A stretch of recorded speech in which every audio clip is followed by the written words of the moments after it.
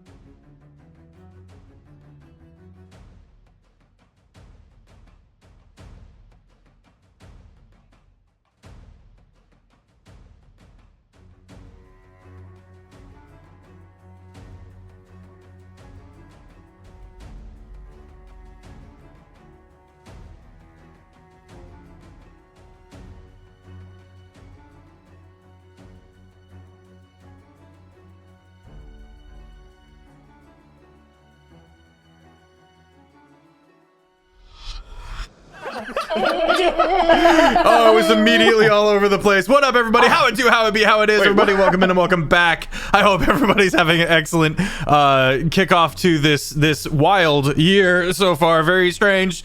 Anyway, hello and welcome. Long live Longshot. Very excited to be getting back into Bayonet. I hope you are as well. Guesting with us tonight is the amazing Shane Whalley. What up, Shane Whalley? Thank you so much for jumping in. The other two players weren't able to be here tonight. They are, however, still very much a part of the narrative. Don't fret. They will be back soon. I'm Sir Pfeffers, the humble dungeon master of the Longshot table, and this is Bayonet. A couple of things to get out of the way first and foremost.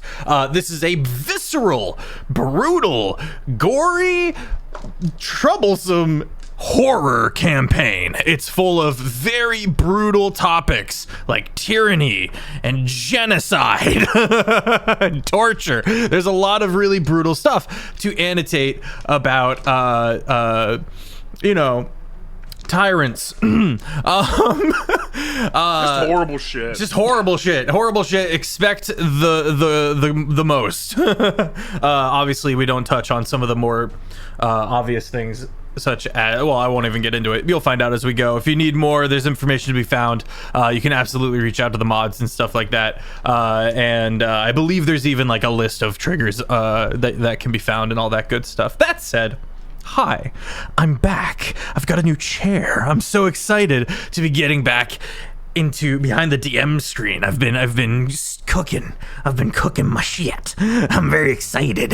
Last we left off with this amazing party. The party found a vampire named Beldrick Klungrian, and he has taken it upon himself to help the party with this teleporting matrix that the party found. We are looking for Tyrant Lord Huerst's mausoleum of the Feywild, and we are going to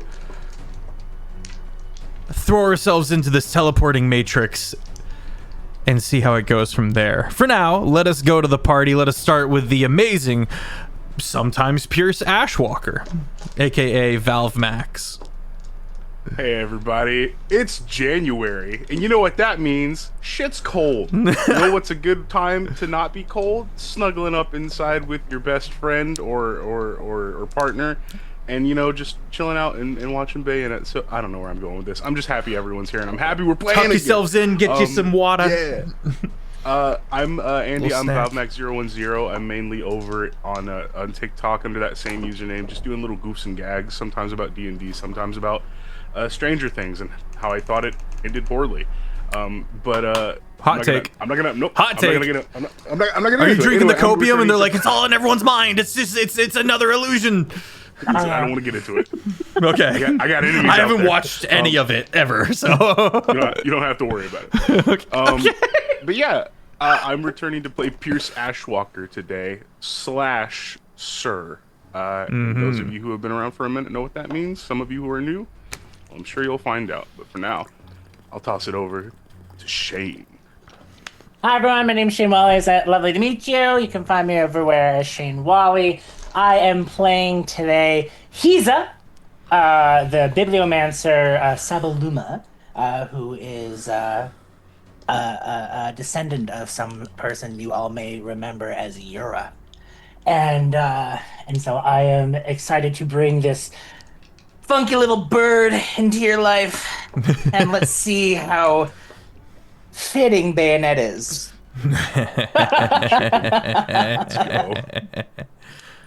Please, wonderfully say hello to CD.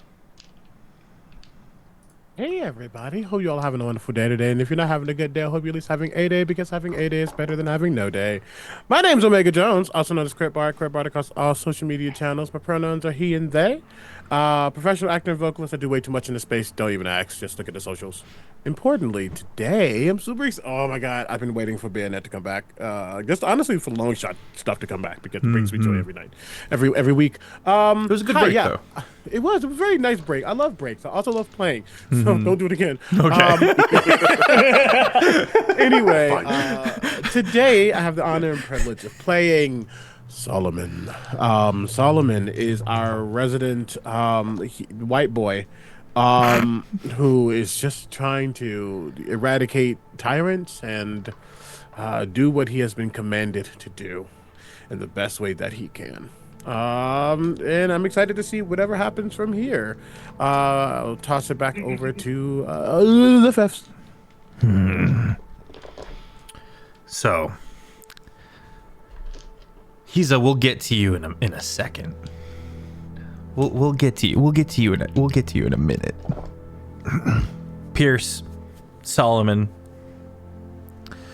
along with Dahlia and Azalea, gear up, and under the somewhat worrying reassurances on behalf of Beldrick, who takes the book of the teleportation circles apart and starts laying them and floating them all around the party, studying the various portals, prepares himself and goes, yes, okay, so if you are all ready, yeah, then I will take you in. He gives you a small sprig of holly. It is wrapped in copper wiring. The holly has since died, but is held in place in its kind of crunchy form, Ship of Theseus style, until the copper wiring kind of is the entire piece. You can just tell that there's dead holly inside. This will allow you to communicate with me safely with no anyone looking in or listening. Yeah. And if you find any rare blood for me, do bring it back. I always like trying new, strange things from lands far away. We will find your precious mausoleum. There's just a growl that echoes from Solomon, as if Pierce hasn't, Solomon no, he doesn't. He's in the back. Solomon, Pierce is probably the one taking it. I don't want to be around this vampire. I'll take it. I will think about sharing it with you, but if it ends up being useful to some ideas I've got, I wouldn't count on it, but we'll talk. Reassured by Dahlia, who has worked with Beldrick for many, many years, the party takes their last moments to prepare how they will.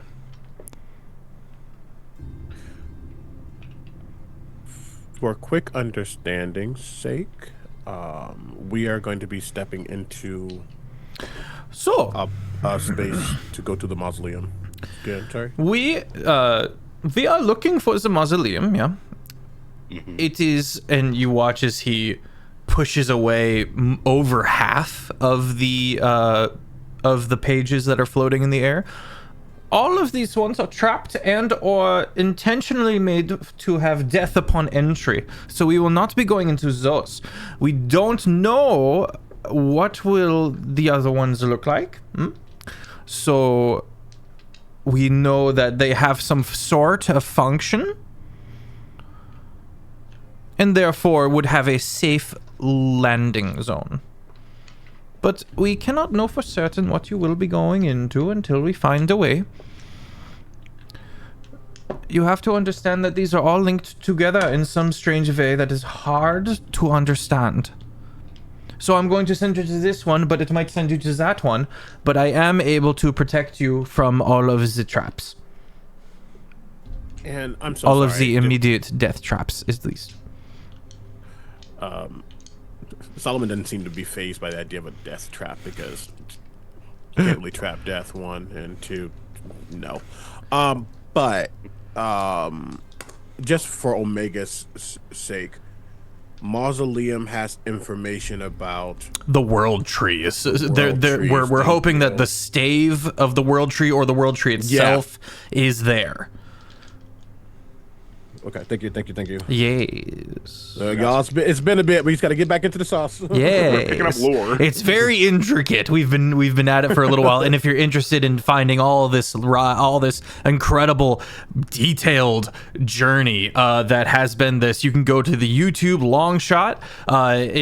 We stream 4 weekly streamed campaigns, and they're all very in depth, and you can get caught up on all of it. 7 years worth of multiple campaigns over on the YouTube. Bayonet has been a particularly fun journey. Thank you. Horrifying journey. And now we get to add Shane into the roster. Anyway, very excited. You guys have your moment. If there's any spells you would like to cast on yourself or anything like that to kind of prepare.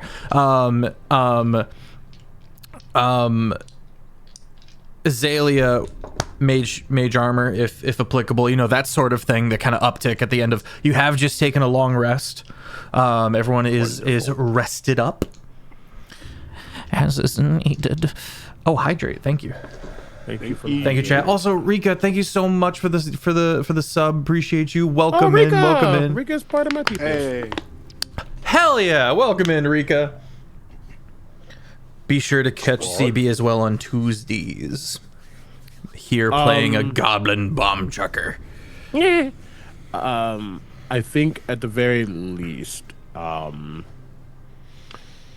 will I will move over to Pierce. Just that's still a level of like looking at the new that is Pierce and Sir.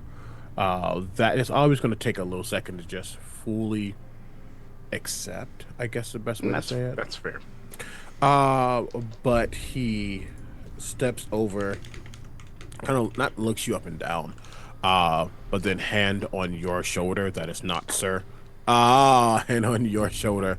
I think I would clock that. Or I think we both would clock that in that moment. 100%. And it's not like a fear or anything like that. It's just a Right.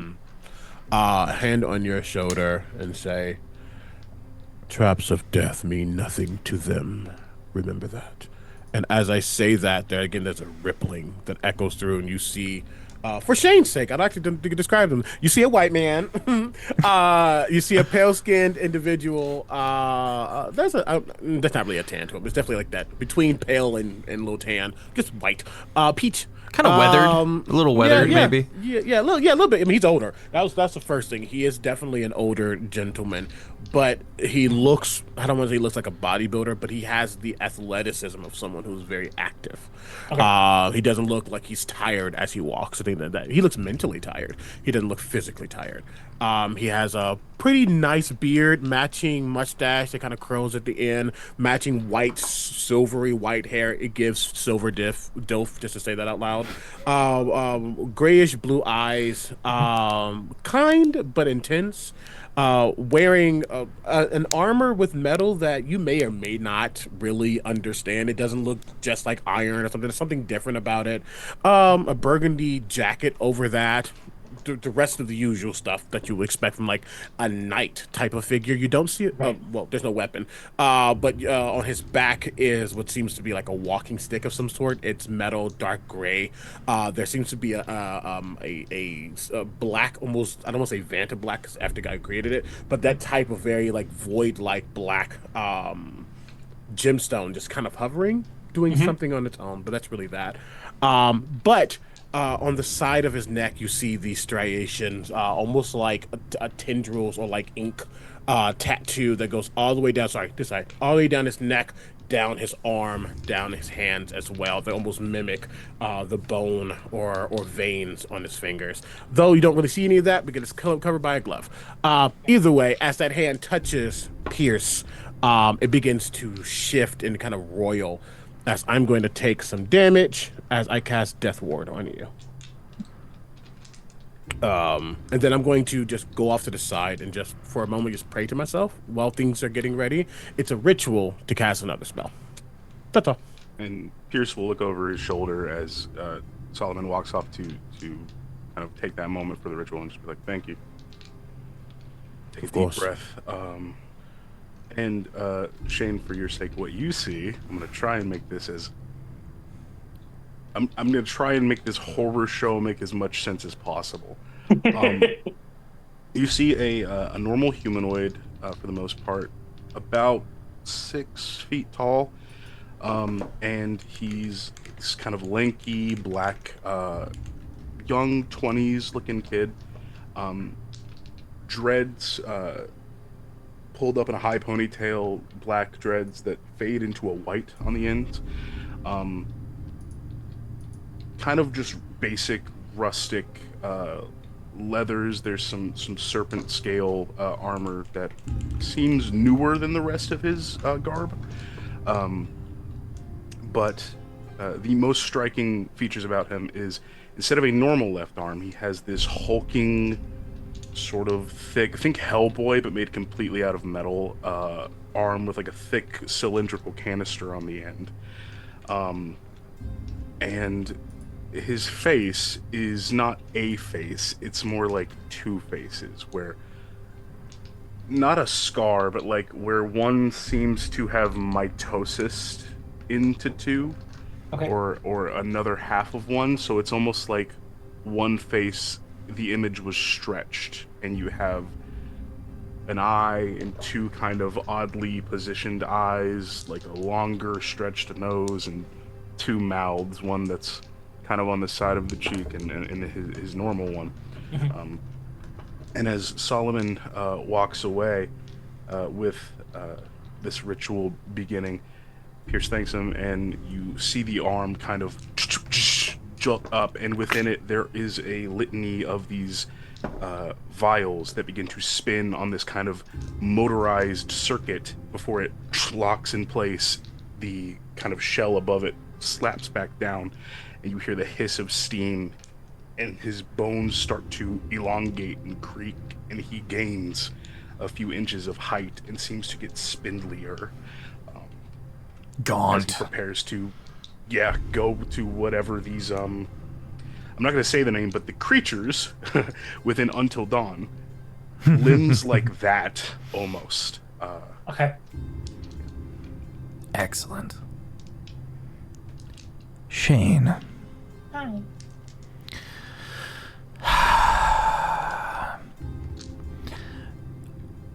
The predominant thing is that your lower jaw has been torn off. You've since cauterized and have used up the last of your potions. You were taken from the Feywild, yoinked, as it were, and have spent a lot of time under the threat of immeasurable pain.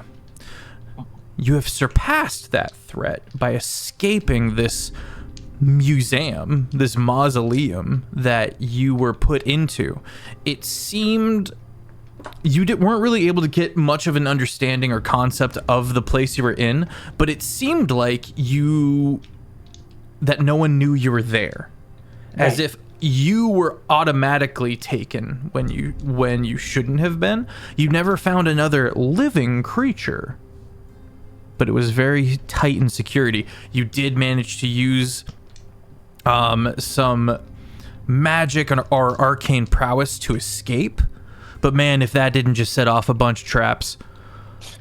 It wasn't really built to keep things in, but damn if it's real good at keeping things out. As it stands now, you are currently hiding in a vat of this liquid that you were able to figure out that you could breathe. But man, it is a rough transition. You've been down here for days. You are very tired. You are very exhausted. You are in this, I call it a vat. It's like a big stone coffin full of liquid. There's a bunch of them in this kind of winding cobble road, almost like gravestones. You know what I mean? Like above ground graves, kind of following this road. High bowed trees, complete darkness. This is one of the few places that you found where no one was.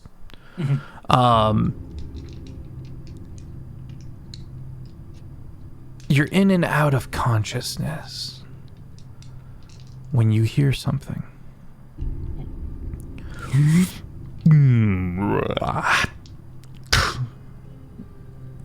Teleportation magic. You know this. You know that sound. Solomon and Pierce. It has also been about a day for you. You're soaking wet. You're both drenched. You have already made multiple jumps, been separated from Dahlia and Azalea. And you find yourselves on this walkway. It's almost pitch black, this cobblestone path. And you hear Pierce in your head, or Sir, respectfully, in your head. Okay, this one looks okay so far. Give me a minute and I will find the next place for you. It likely on the end of the path. But you must find the next portal. Likely it's some kind of beautiful in-between place, yeah? It'll be okay. Stand by. Sick of this. Listen, I am currently trying to make sure that Azalea and Dahlia escape from where they are, so I will need to give me a little bit of time. I did not expect you to split the party. This was not something you chose. Sir is about to say that. When he just goes, this is bullshit. And just like puts the goggles on, not to activate them, but to gain their night vision quality. Yeah. Twinge of pain every single time. It might not be psychic, but still some pain every single time. As you Solomon is just landing this. I said he's not tired. It's been an hour of jumping around. It's been a day. It's been a day. Bullshit. Which makes it worse. Of jumping around, just hand on the wall. Can we stop jumping for 60 minutes? Just a break, please. Where are we now? I don't know. Looks like some sort of hallway. It's you're aware that you're indoors, but it's like an indoor garden. Like there's dirt on the floor, you know?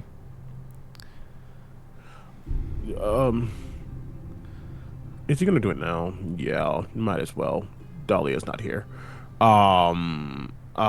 Just as kind of sitting, realizing his eyes don't dilate necessarily, but you can tell that there is a level of having the ability to see through darker spaces. That it just takes him a moment to sit. But he, not described before, has a very ornate lantern on his side, it's kind of dangling off. Actually, Shane, very good example. You play Marvel Rivals, Winter Soldier. Okay. Yep. There's a lot of Winter Soldier going around in this party. Yeah. Good. Oh my God, they really are. Look at my hand. Look at my hand. Gandalf in the animated. He twists something on the side where the lantern is, and now 60 feet is dim light, 30 feet into that is bright light. And it is a pure light. And I don't use pure a lot when I describe things, but there's a purity to it. There's a truth to what this light is. And he just says, stay on your guard. Grabbing stick becomes an axe. He just holds it in his hand. Actually, holds it very what's the boy's name? I'm blanking on his name right now. But very just kind of sure as he begins to look around, just not liking any of this. Okay. Rifle will come off Pierce's back, uncollapse into the full scale of it. Okay. Pierce, make a survival check. Solomon, make a perception check. Also, Escanor is what I meant to say. Escanor, nice. Hey, you know what time it is. Crit time? No. Does this have anything to do with Fae, Fiends, or Undead? Ha! Damn it all. It does have to do with undead. If that's not, that needs to be a bingo thing. It is. I think it is. Oh, yeah, everyone check your bingo. You can find that on the Discord.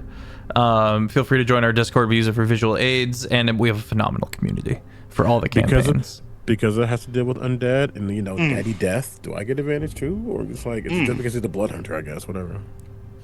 Do you have something that would give you that exact but then you? I'm gonna guidance myself. I'm gonna refresh the music. See if that helps. It's not playing for me either. I rolled a 19 and a 20. Let's go. 33, please. Give me clues. Is this worth it? Because I rolled like shit. I rolled bad, gang. That would get me to, I'll keep it 18. Okay, the music has been refreshed. 18's pretty good. Yeah, it's not bad. This has perverse reverence. You can tell that this place, it's made to kind of look like some kind of garden graveyard, but the whole area feels very cursed.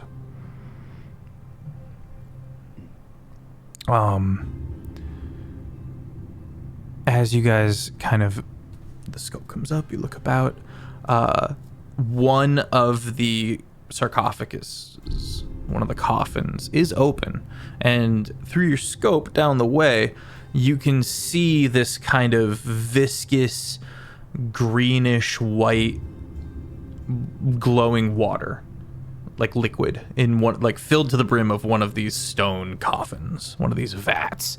The other ones all along the way, there's a bunch of them, this kind of winding cobbled step. They're kind of like aligned along them. They all have tops on them. Again, dirt, kind of grass around the cobbles, but after it kind of peters off towards, into the darkness, it kind of gets less and less grassy, and then it's just dirt. Big black trees, kind of like willows, but with shadowy leaves trailing down and kind of covering all visibility. Looking behind you, where you came from, you can see a great wall that leads to a bit of a ceiling, so you know you're indoors, but you don't see any windows or doorways. That's my question. Are we inside? Okay. You're in something. For all you know, you could be in the city of Rillis, or some tucked away, like, pocket deep underground that's been forgotten, or set up to be so isolated that no one would ever find it. You found a couple of these so far. You also at one point teleported directly into a room that was just full of oil. Okay. And you were like, and then that's why you guys are soaking wet. I hate that more because wet dries away, oil doesn't. I'm glad you said that, because I was about to activate the Rite of Flame, but that's not great. That's not a great idea.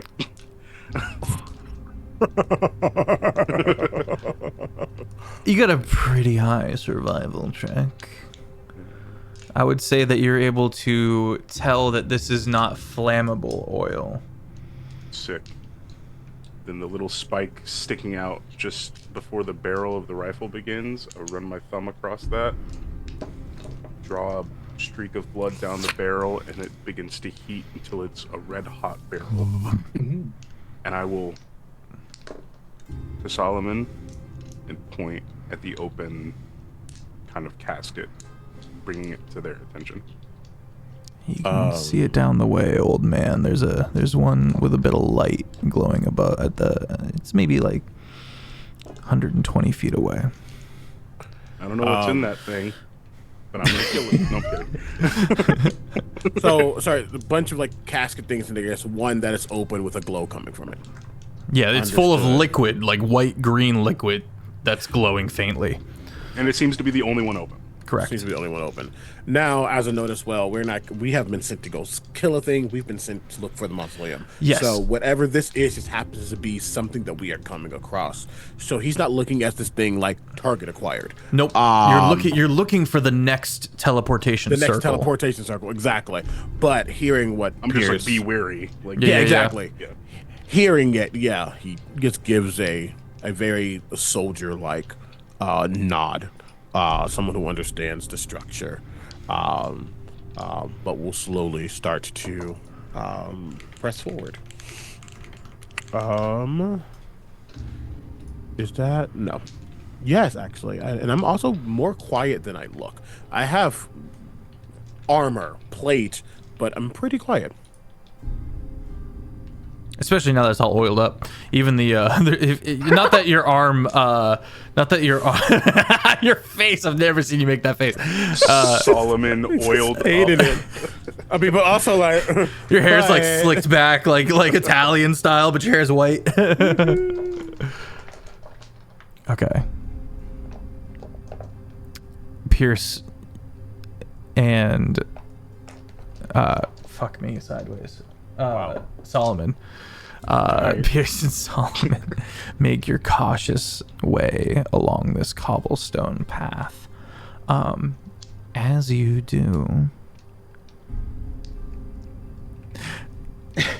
Hiza, is that correct? He's a The liquid responds to the proximity, and begins to kind of froth a bit and swirl while you're in it.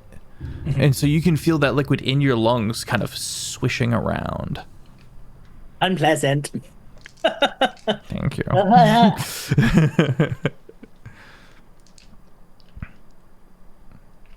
So he's just like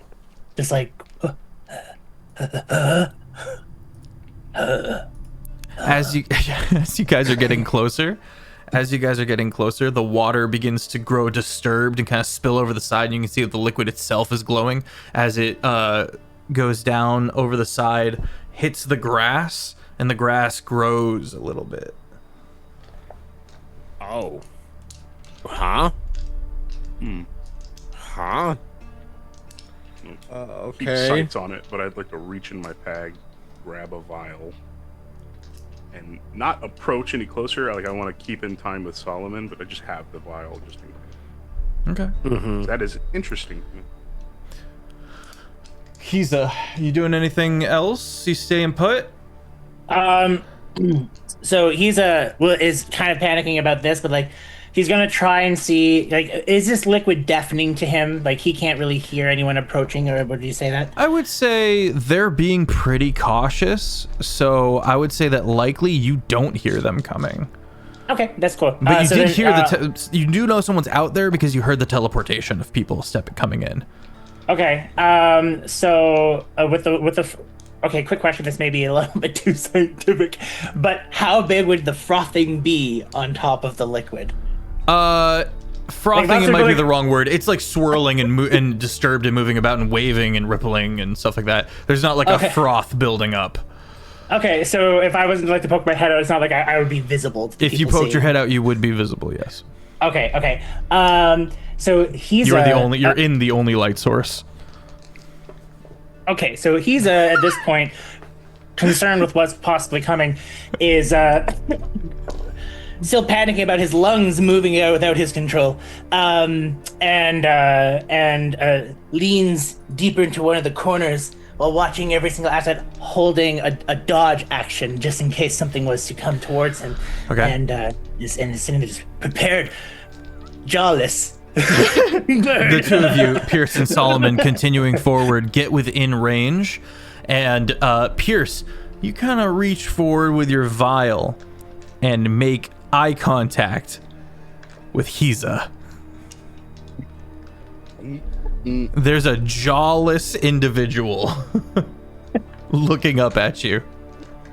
It's a big puffy. You would see a big puffy pigeon wearing some filigreed out nice robes from a white face into a lavender inner spread that then fades into their wings. Some anklets going down his talons and feet, and like pretty little gold marks that go up his cheeks. It's I'll say this. It's not so much that your lower jaw is gone; it's that your beak is shattered. Oh, okay. So it's just like, yeah, so you got shatter beak going on. Okay, so just like his little tongue's like, yeah. Oh no! No, Pizza. I hate.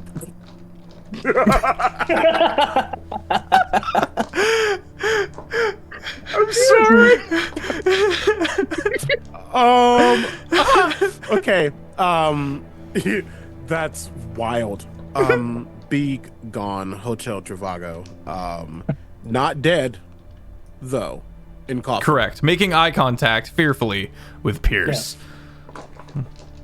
Okay. What the fuck is going on? I did this to you. I'm sorry. You didn't catch that, stranger. Pierce is holding the vial in his mouth. Sir is now speaking for him with the other mouth. Oh, that's fucking crazy. Oh, that's cool. Oh, love it.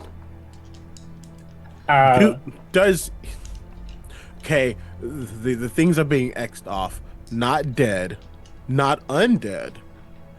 In coffin, beak is gone. Do they need help? Is the next step. Do they seem like trapped? Do they seem stuck? It would be very evident that you would be seeing this bird fearful and like trying to cower away as if something has tormented it.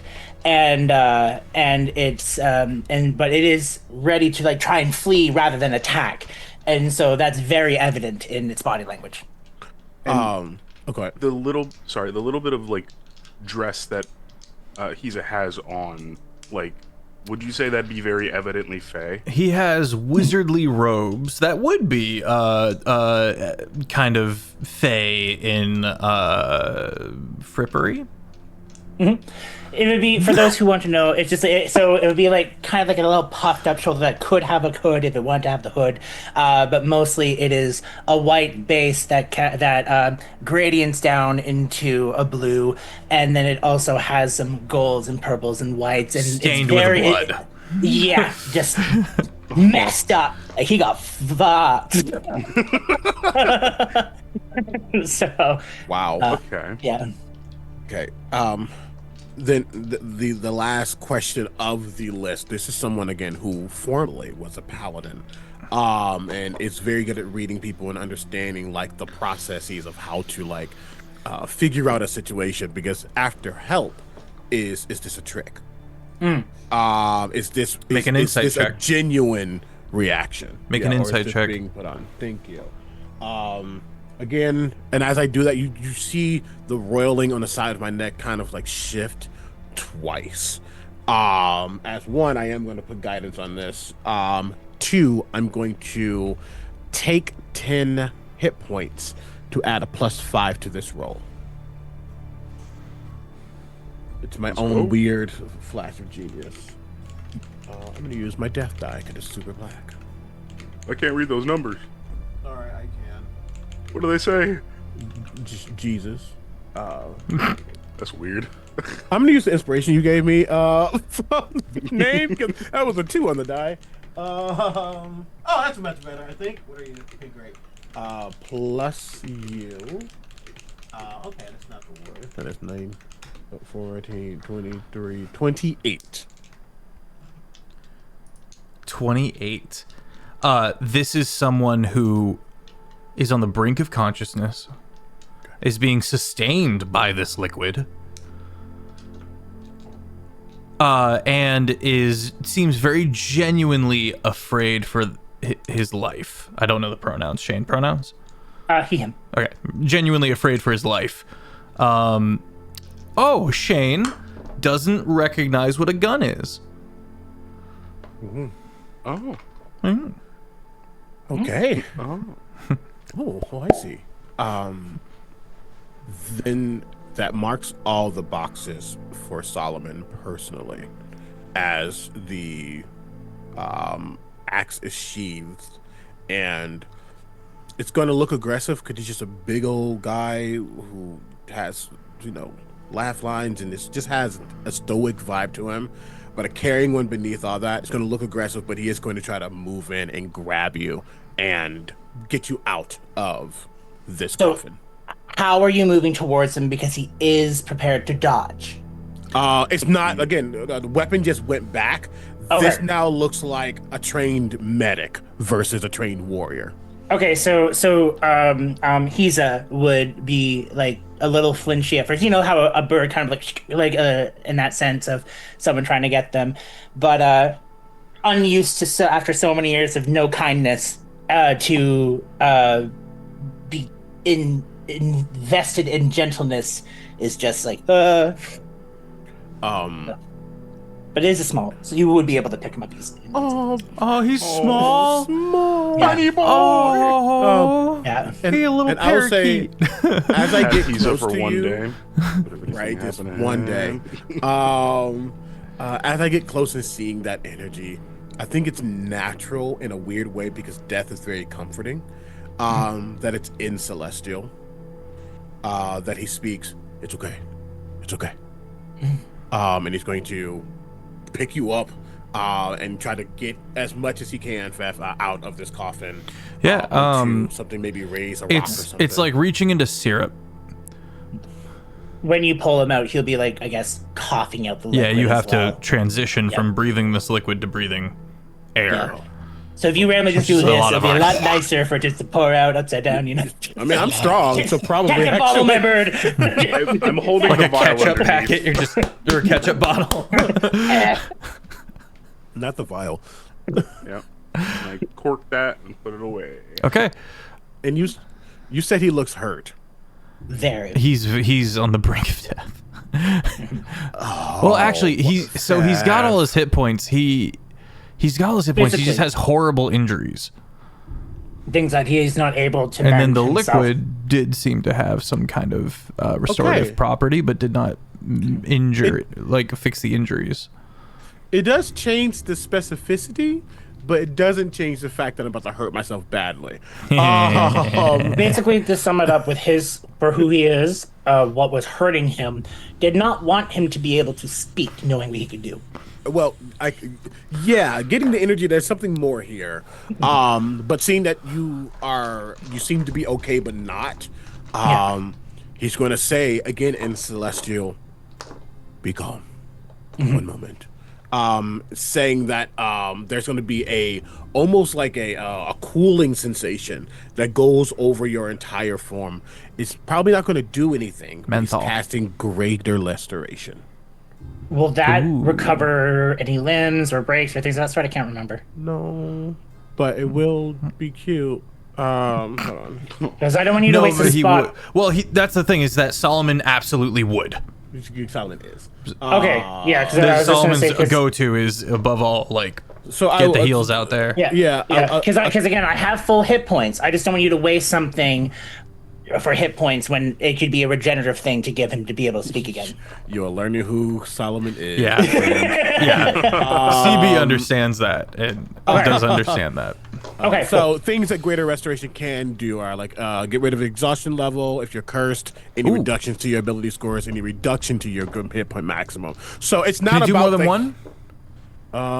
One of the following, unless I cast it again. Okay, so I which can't would you do. like to pick, Solomon? Would you like to pick the curse That's- or the exhaustion? that you're asking the wrong question. The question is how many hit points are you sacrificing? I would cast it twice. Okay. So you get rid of the exhaustion. I just lost get 90 hit points. You get rid of the exhaustion, and then you get rid of the curse. Now the curse, I'ma need everybody to make an Arcana check. Okay. Oh my god. Yes, I did not it realize how applies high my Arcana was. to one of those. Thank you. Thank you. I forgot about that bit. I forgot about that bit over the holidays. Well, 23. Nice. Okay. Yeah. I'm not doing well on my dice today. I'm gonna leave it. 13. Okay. Pierce. That's gonna be. I swear I can do math. You're mathing. You're mathing so hard. That's 33. 33. Okay.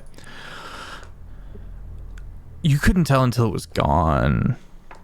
He's coming here manifested a curse on you.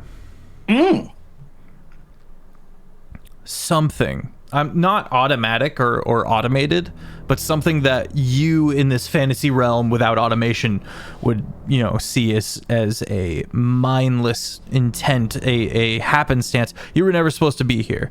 You were never supposed to be taken at all. Something was scooping up Fae things, and you got caught up in it. Let's say you were on a boat, and the boat got snatched. You just happen to be in the boat. Feel? Yep. Since coming here, there has been this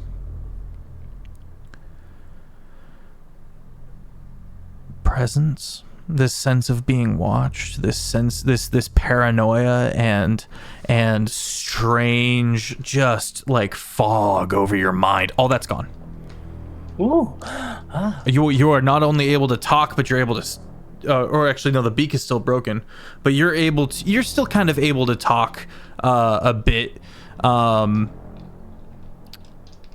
We guttural talk like, yeah. Yeah. But you do recognize that you are being helped and healed. Okay. Pierce. Yeah. Sir registers specifically that the wrongness was the injustice. The curse is born of taking a Fae that wasn't supposed to be taken on, a specifically a Fae out of the Feywild in a way, in some sort of manner of injustice, resulting in a curse manifesting. And you're not sure if that's a product of Hiza or a product of coming to Woe and Oed, or if the Sovereign put the curse on them, or if Hiza essentially manifested the curse on themselves by being here because they're Fae. You're not really sure of the intricacies of this curse, but you know that it's been dealt with. You also know the cost as you look to Solomon, who, I don't know, Solomon, what does losing 90 HP look like for you? He doesn't go emaciated or anything like that immediately, but there is an immense strain. I think I kept mentioning how tired he is and isn't. I think you see it in that, though, the way his breathing gets slightly heavier, the way that he seems to, I don't want to say become senile, but just become not his, like at his zenith. It kind of siphons that energy away from him for a moment. It doesn't keep it there permanently, but that is what you see. You don't see scratches or bruises or things of that nature. You just see like his soul wither.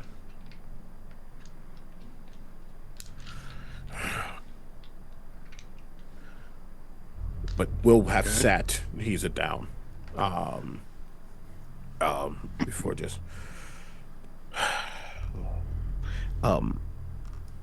and as you begin to speak in the same way, I think Pierce is so perceptive of that's past the physical.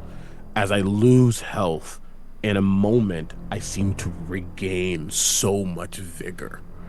As I'm going to use my divine healing, and I'm going to expend 6d12 hit dice and regain that health back.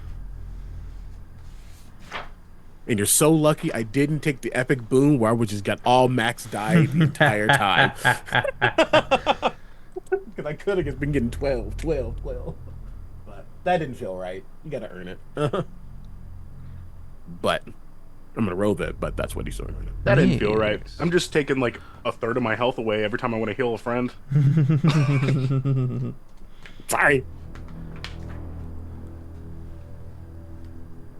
I think I would check in with Solomon as he kind of like takes a moment. Pierce would check in. And then almost in the same breath, kind of like a weird cross-eye examination, Sir would look at Hiza and go, "Who are you?"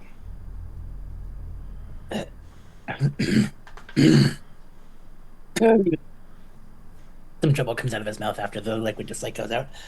And he looks up, feeling a little bit more calm now, and presently just cognitive, and sees you both and immediately just is so overjoyed with almost like emotional to a point, but pushes that aside as he pushes his feathers up toward you guys as a sense of a handshake, and like, he's I'm his.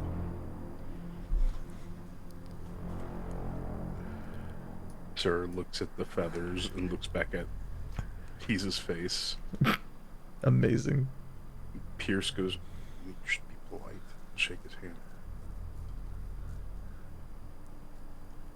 And the metallic hand will reach out and grip yours a little too hard, almost like he's trying to like intimidate you. He just stares at you like,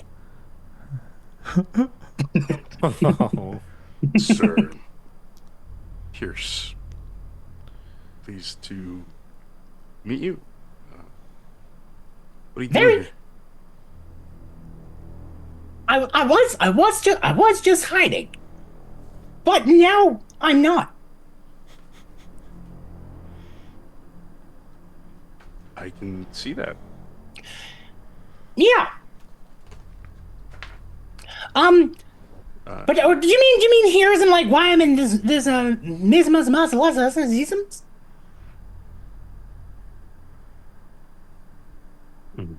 We look at Solomon. You want to take this one?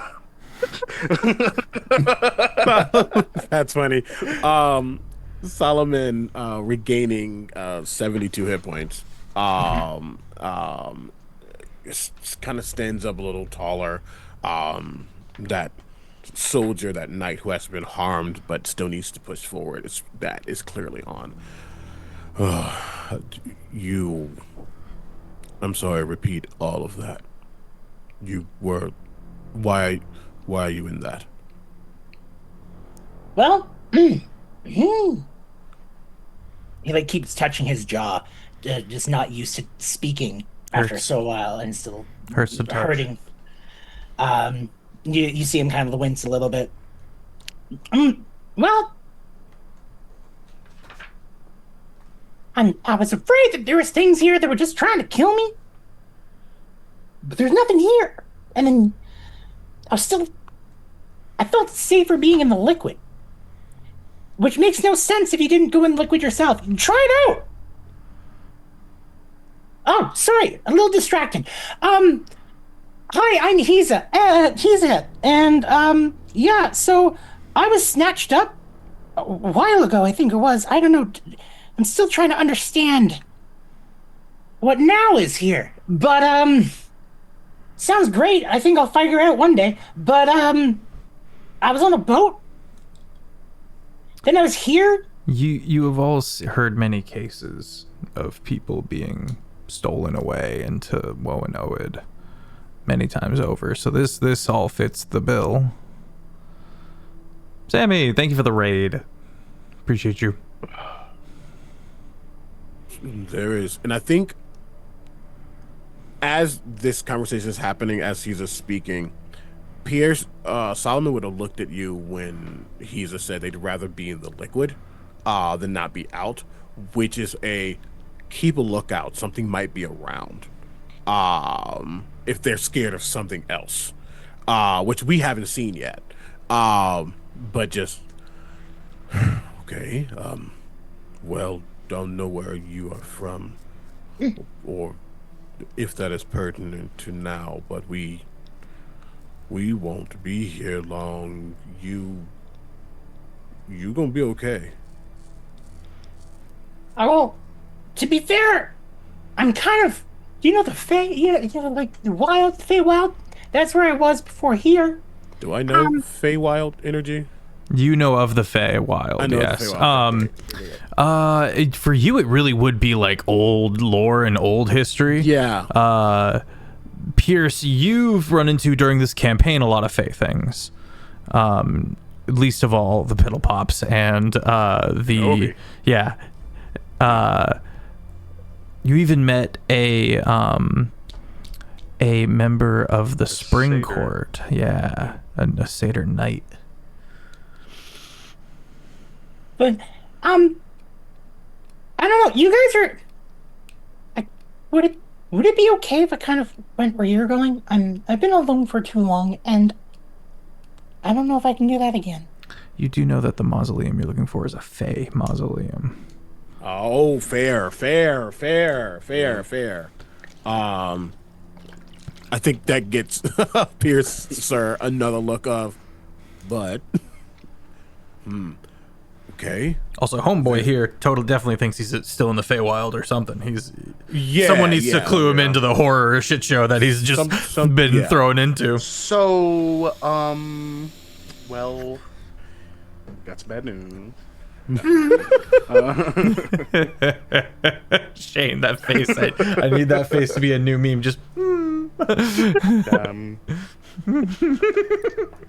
give it to me straight, Doc.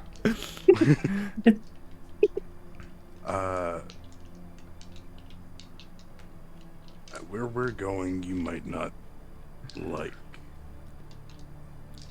Why? We might be going where you came from.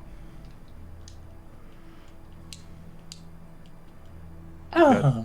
Some business there. I'm sure they're not going to be happy that you seem to have gotten away from them. Well, what's your plans with them?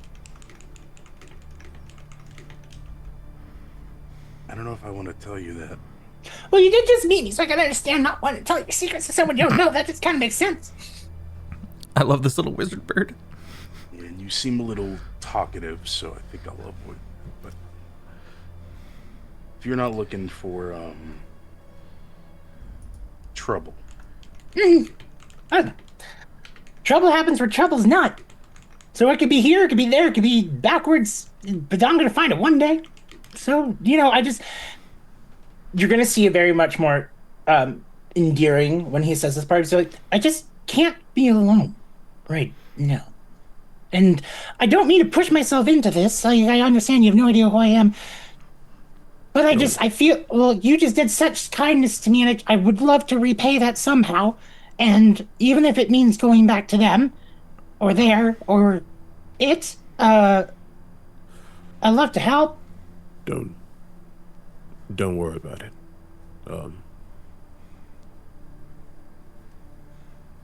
There will be trouble, as stated, and you seem to be okay with that. Then just stay behind if you can't. I don't know what you really can do, but I don't know. I feel like I'm very educated in magic, and it's understanding, and he immediately starts speaking to you in Celestial, understanding every single thing that you've said to me. okay. what? Then you're capable. That's what matters. Then, what were you so scared of and I'm going to intentionally start to scan around at that For point.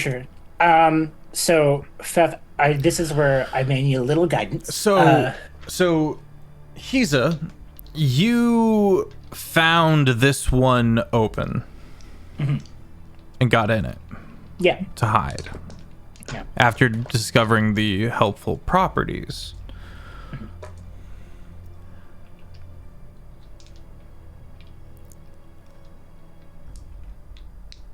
Everyone make for me an investigation or an arcana check. I just got a nat 20 for Arcana, so that's 38. 38, very nice. Yes, it has to do with one of those things. I don't know if I'll beat that. That's actually like so That's, good. yeah. 38 is wild. My dice are not for me today. Oh. Uh-oh. It's no, I'm a little worried. That is an Arcana 10.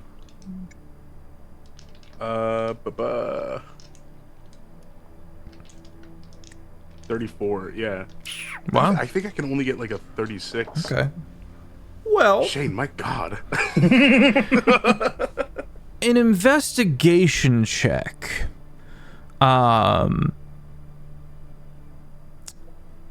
does reveal, after a little bit of careful consideration, that there are other entities in these closed coffins.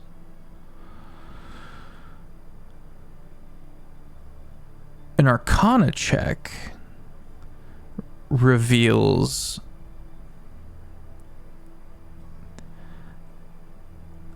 that they're being preserved, that they are alive in there and can't get out.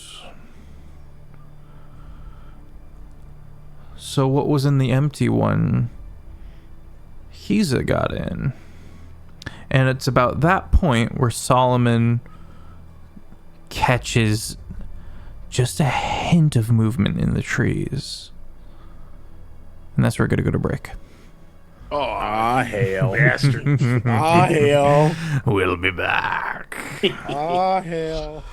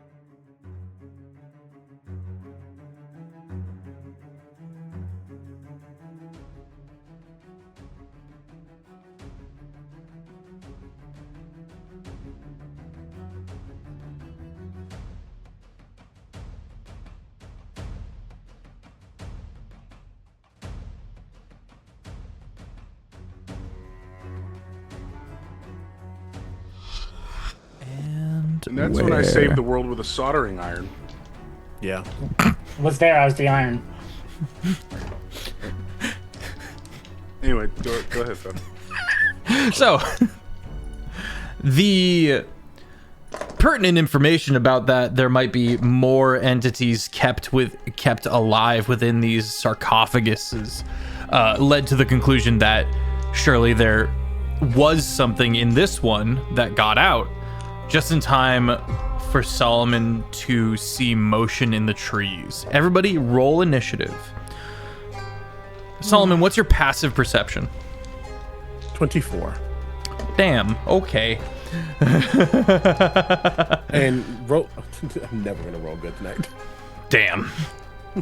I should have just asked you to make a perception check. Now that I think about it. No, it's No, how wow, you mean? Because I would have rolled bad. let me exist. He's with a dirty 20. We got a 17 for Pierce. Yep. You know what? I think it's you. This is going away for a second. Oh, it's the roller. My brain went to, dude, what did I do? Solomon. Put that on me, Ricky Bobby. Yeah, right. I have a box and it has my logo in it. Hell yeah, that's a good logo. I wish I had a logo. Get one. Do Maybe I it. should. Jerry. Okay, I don't know what it'd be though. what it do, what it is. He's a Europe first. I'm not first? Yep, with your natural 20. There is something in the trees about 100 feet above. Okay. So it's in attack, or it wants to attack us. I'm getting this right though. You guys are just immediately on guard for any kind of enemy or potential enemy. You Okay. are correct in that you haven't even fully seen what it is, and you don't know that it's aggressive, but the context is disturbing. That said, do as you please. I will say, Solomon, with your bonkers passive perception, you do note this almost spider-like, maybe monkey-esque entity, large-sized creature. Not quite spider monkey, but you're in the right ballpark. You're not Okay. sure exactly what you're looking at, and it's flitting around high up, about 100 feet. Now, I don't know if this will count, but since I have been here, I guess for a while, have I seen those at all before? No. You've not First seen time? another living person or creature since you've gotten here, Okay. which So has this is been like- wild. Okay. So this is the first thing I'm like, Yeah, you were starting to consider that this place was like abandoned or something. Okay. And so I see the thing up there, and it's 100 feet away. Is there anything else within 100 feet? You can use your action if you would like to make a perception check. But that would burn your action. You know what? I'll say this. Bonus action. You can burn your bonus action if you would like to make a perception check. Okay. Cool. Yes. I'd like to use my bonus action to do a perception check. Make a perception check. Oh, ADHD Rangers. Hello, welcome in. Hi. Sure. Hope you had a good time. Hello. 4. 4. Yeah. You could have swore you saw a hoof. Okay. That's a lot of animals. Chimera? So he saw. But I don't know because he hasn't said anything. But like, so, for me to understand that we saw a monkey in the trees, A monkey-esque, monkey-esque, large-sized creature, Are- spider-esque, with hooves. and you caught just a bit of hoof. Okay. Okay. So I just wanted to know because it changes a little bit for what I have to do.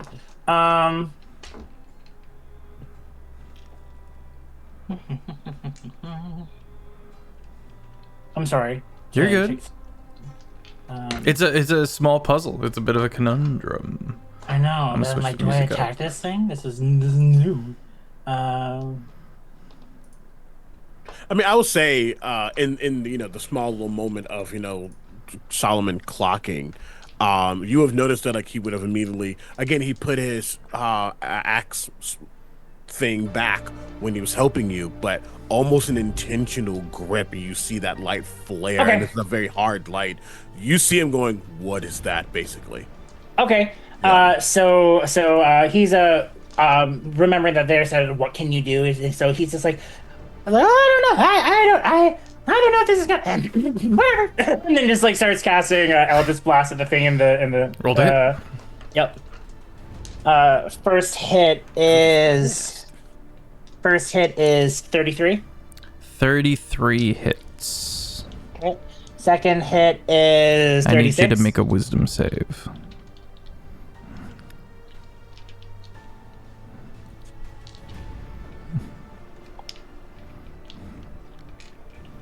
Dirty 20.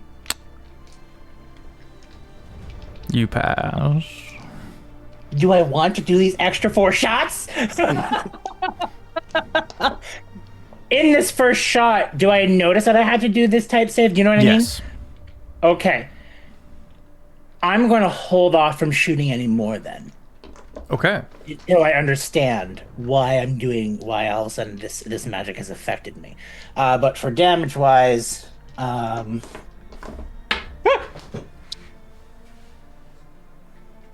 Drop the die. Check your bingo sheets. I have it somewhere. I'm gonna drop the die.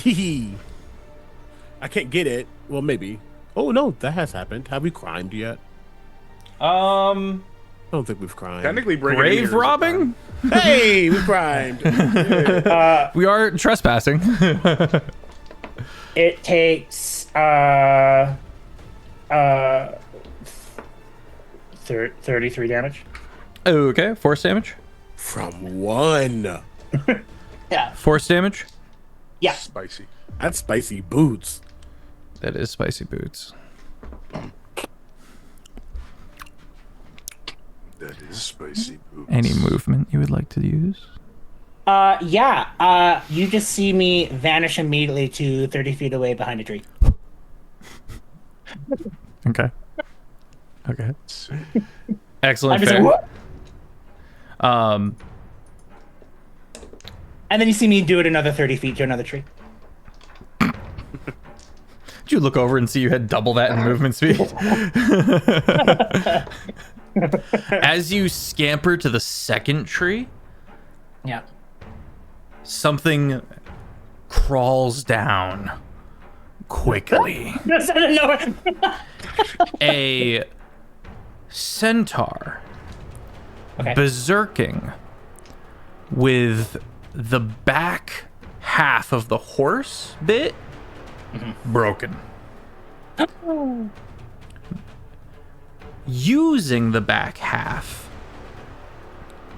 these shattered legs as like a zip thing to kind of like throws his broken senseless back half around the tree trunk, grabbing onto his back legs and screaming as face first he slides down the tree towards you and then commits the greatest face in. Takes a bite out of you with a Wait. natural 20. You're a bitch. Give me a sec.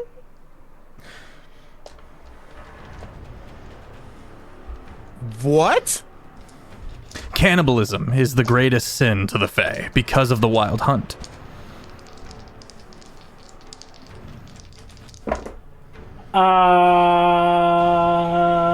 Okay, just deciding what I want to do here. Give me a sec. Okay. You take- rolled a natural 20? Yes.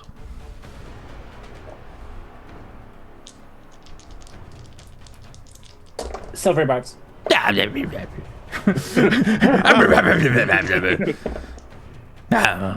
a 18 hit. Yes. Oh, okay. Well, it's not double the damage die. So. Oh, and make sure you put advantage on somebody. Oh. Solomon for healing.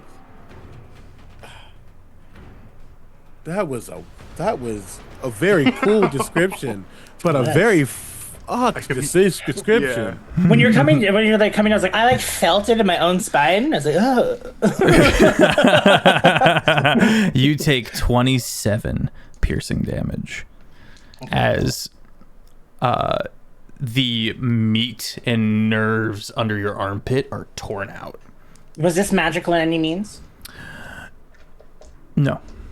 Okay. He then screams. And I need everybody to make a con save. As Bingo! I was waiting.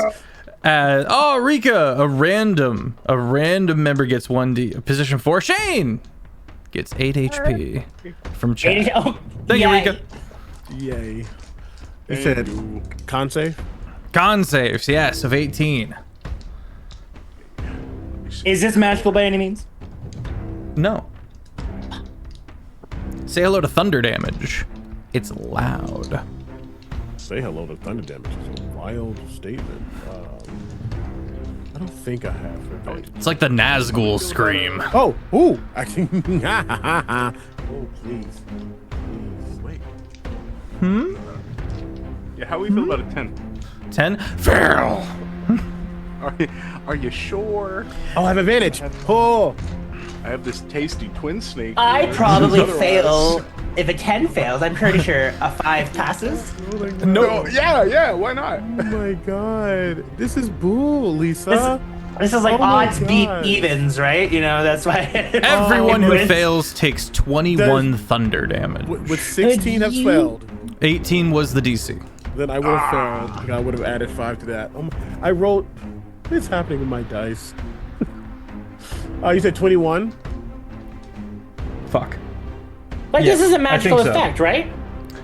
It is not. It is a person screaming so Oh, just loud due screaming. to Oh. augmentation Oh my god. Okay. that it's And 21? perforating your eardrums.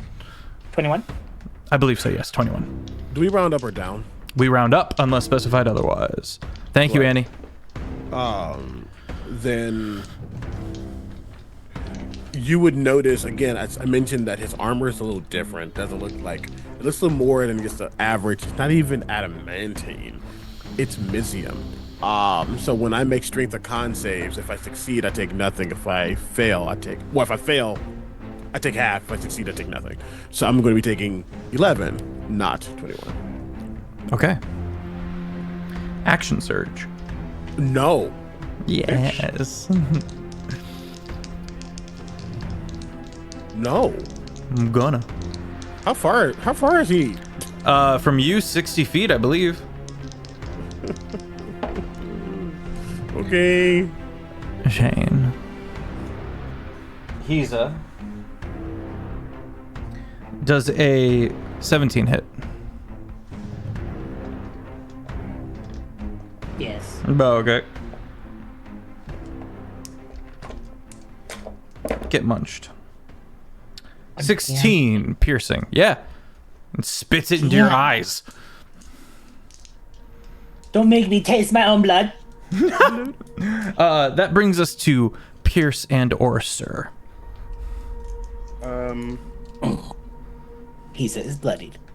So, oh no. Okay, all right. That takes the choice out of it entirely then, because there are 2 of these things, right? Nope. Oh, there's just the one. It's It just moved stupid that fast. Yeah, it like crawls, like crawl climbs. Guys, L's in the chat. Yeah, His no, broke back. I will use my bonus action to. How far is this thing from me? By the way? 60 feet. 60 feet. Perfect. I'll use my bonus action. Actually, no. I'll use my movement. First things first. Run up 30 feet to get within range. You recognize him. I Mixed use. It's I what? It's got the same face as the Satyr Knight.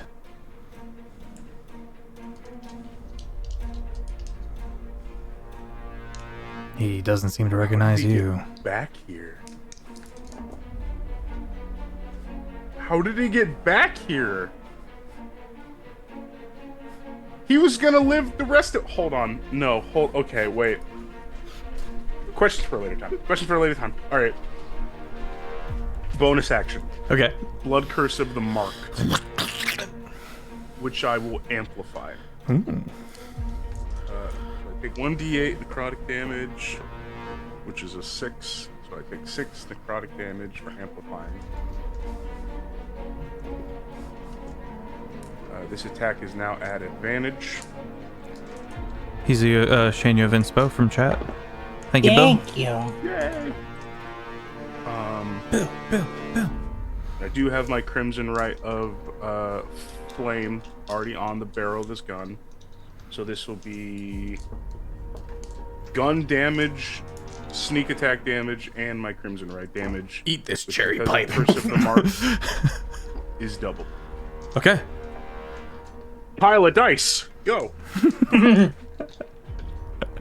I have to count, and this is my least favorite part.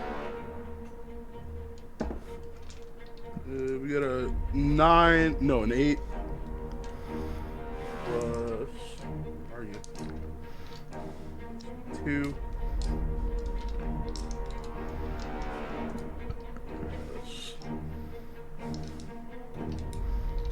Plus 11. Plus 2. Anybody can take these numbers down. Wait, say that again. 9, 11, 2. Got it. Yeah. 9, 11, 2. Yeah. 8 plus 2 plus 11 plus 2. 10, 13, Plus 3. 3, 6. 6. And another 6. Okay. 15. My brain broke. I'm so sorry. I got did it. 8. No, you're Stopped. I just know it helps whenever I have someone like doing it. 'cause Oh, you, I like, think you're offered to do it. 70 even. Really? Yeah. That seems high. 663, 15 plus 3, 35. Oh, 36 plus 10, 46 plus 2, 48 plus 11. I am off. I'm horribly off. This is not my strong That's suit. what I'm I feel so bad. I'm normally great at this, 38. but I came in half awake. 38. And said 38. Thank you, as Annie. well. God, I am. Thank you Yeah, so we're much. getting back into it. The holidays were great. The holidays were banging, clearly. I'm prepared was now lit. to count. I wasn't prepared before. I'm prepared now to count. Okay, thank you. I will warn you in advance. Okay, so that'll be the first shot. With that, I will also activate my brand of castigation Okay. because I hit it with a Crimson Rite weapon. Okay. I now know. Where is it at? I'm looking for it. I now know the direction of it. No, as long as it's on the same plane as me, I know what direction it's in. Oh, excellent. Each time it deals damage to me or another creature that I can see within 5 feet of myself, it takes 4 psychic damage. Ooh. Okay. Okay. Second attack.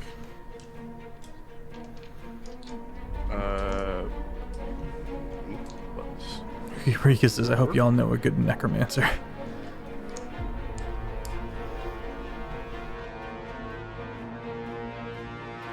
It's 28. 28 hits. Yay. Okay.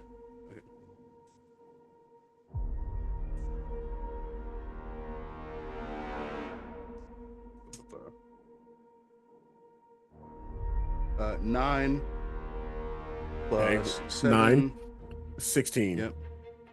Plus 3.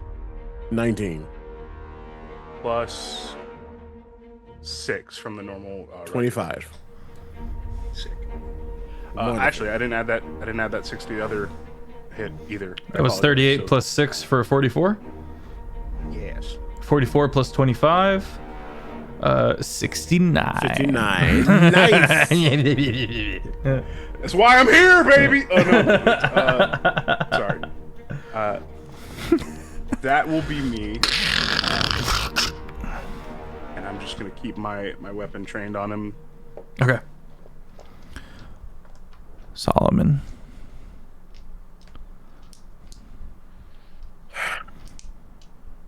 seeing this creature come down upon, he's this small little being that this grumpy man is going to adopt. He's just a little guy.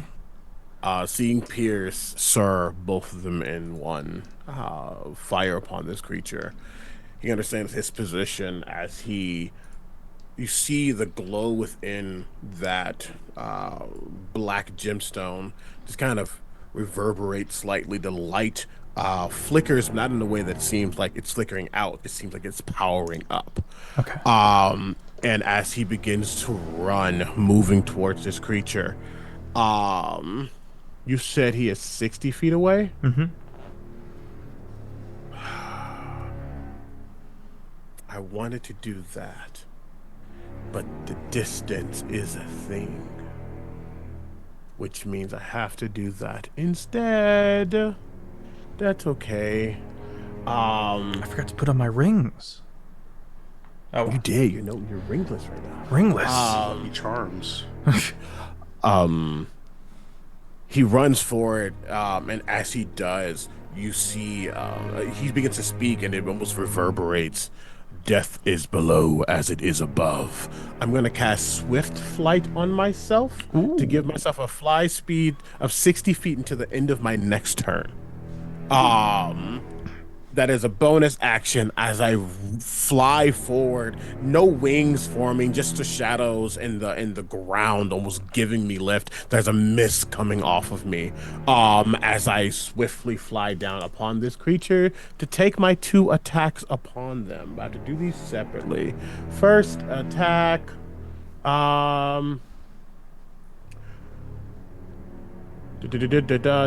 I have advantage on attack with that? Nope. Okay. And nothing has been reduced to 0 in the round. Okay. First attack.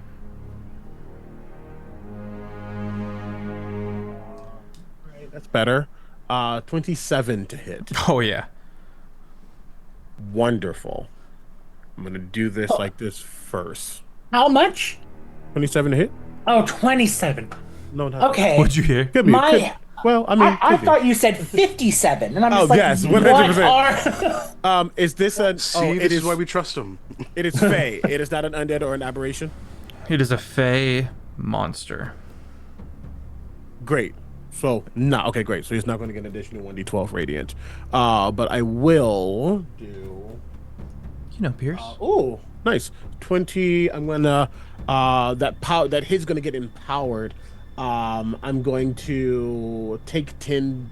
Nope. Yes, take 10 damage to myself to deal an additional 20 to this attack. So that is going to be 40 points of damage on that attack. It needs to make. That's a melee attack? That is a melee attack. Make a wisdom save. Okay, it also needs to make a wisdom save. First of all, how dare. I'm going to use a legendary resistance. It has those. I figure, but that's okay. I figure it's gonna happen on that one, and that is is that wisdom 25. 25 succeeds.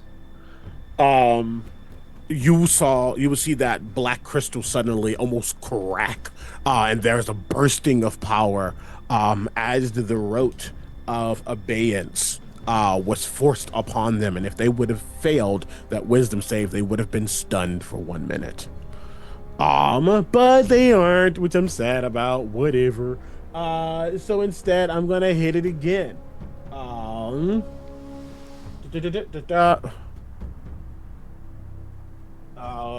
Not as much. I'm gonna need to take 10 to add 5 to see if that will hit. That is a 24. 24 hits. Then there'll be an additional 19 points of force damage. I should have said that if that was important. Force damage, and because I needed to use my bonus action for something else, I didn't do that. I'm going to make sure I am as close to it as possible, so it has nowhere else to go. It has to attempt to get through me first. That will be my full turn. So it's quote unquote back to a tree, surrounded on all sides. I'm trying to make myself be the bigger problem of all of the three. Legendary action. I will be trying to escape. Oh, Everyone's familiar with the back kick of a horse. If you kick me in the face, I swear to This God. is more of a hoof whip. On Solomon. thank you. He goes to hit. And That's there what he is thinks he's a going to do. divine resolution. The coffins almost mimic a sense of a grin as Solomon says, "What are you doing?"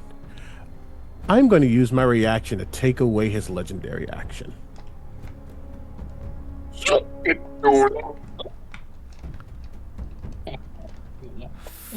Fuck. That's what the bird you get to Solomon. Yeah, he can do that. I needed that legendary action. Man, listen, I was already a fan. You didn't have to do all that. Sorry. I have was a already- divine task. Nothing's I was going already to on the stop me. Patreon, man. You didn't have to.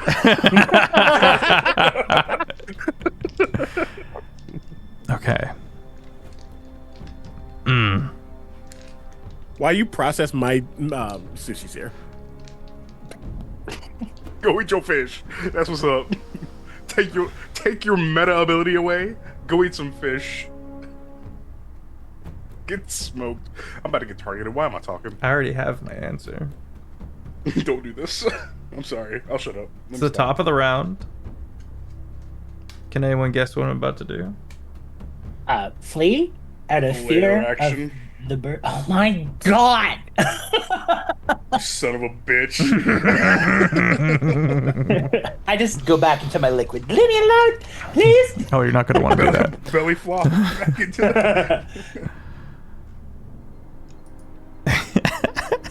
He says, and gotta have the gall to cunty walk away and get some fish. You got me speaking French, Yo. Omega. I can't wait for him to sit back down and be like, all right, let's get back to... And you go, and layer action. And he's just going to go... Maybe. We'll see. I'm calling We'll see. If that happens, can I, like, automatically win bingo? Yes. Sick. For once, I'm not making a habit out of this. I feel like that sets a bad precedent, but yes. No, I know. This is the only time I will play this card. I've never been more confident in something than I am right now. I'm excited. I need everybody. No. What's everyone's passive perception? 11. 16. I'm pretty sure CB's is like crazy So high. Solomon would see this. Where are you, Sika? Shane, give us a little promo. Give us a little ad for Terraform. Lightning fast. Hello, everyone. If you like Torment, you want to go every Tuesday night to watch Terraform. Why? Because everything you expect to happen won't actually happen. Everything else happens, and so there's a lot of screaming. There's a lot of things that like to be creepy, and it's not just like, oh, you're creepy. It's just like it knows your nightmares, and excellent. yeah. And so have a wonderful time. There is a wonderful group of people there that are very creative, very interesting. Lots of bright ideas. Talk I about love it. Terraform. And this next season coming up, you got to watch it. Solomon. Lair action. No, I As can't we take begin those the away. 20 mark. As we begin the 20 mark. Top of the round. You, Solomon, with a passive perception of 24. Yeah. You here. Just... Okay, let me phrase this. The berserking centaur mutated centaur, broken centaur, begins to do this low didgeridoo kind of howl.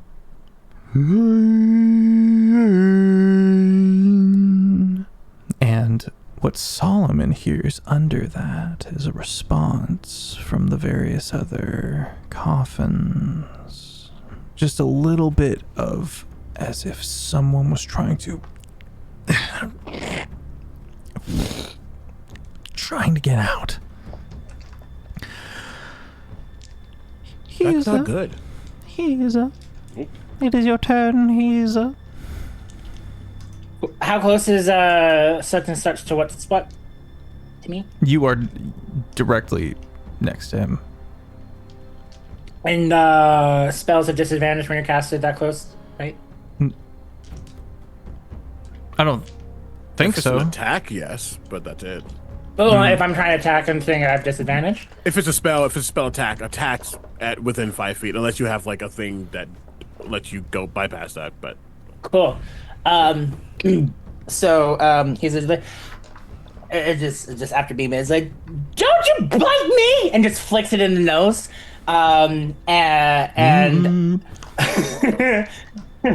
And as he does that, he flicks it and he just vanishes. Well, I also need you to please do. Am I doing this right? What you doing? Try to make sure I'm doing the right thing. It's supposed to be a thing like this. Yeah, I'm rolling to hit to just quickly do a disillusion on it. Okay, and so it's a Touch. okay. So I just need to roll the hit. That's all. Okay.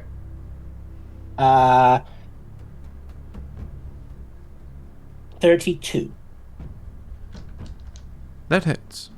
Perfect. I puff away to 30 feet away for freedom. And anytime I cast a spell, I can teleport. And so, What did you cast on him? just disillusion. So, I now need to roll damage on you, and you also have reduced AC by 1 until the end of your next turn. Ew. I broke down your essence and stole it. yeah, Not my dissolution is essence. Yeah. So now I just roll for damage. And you can teleport.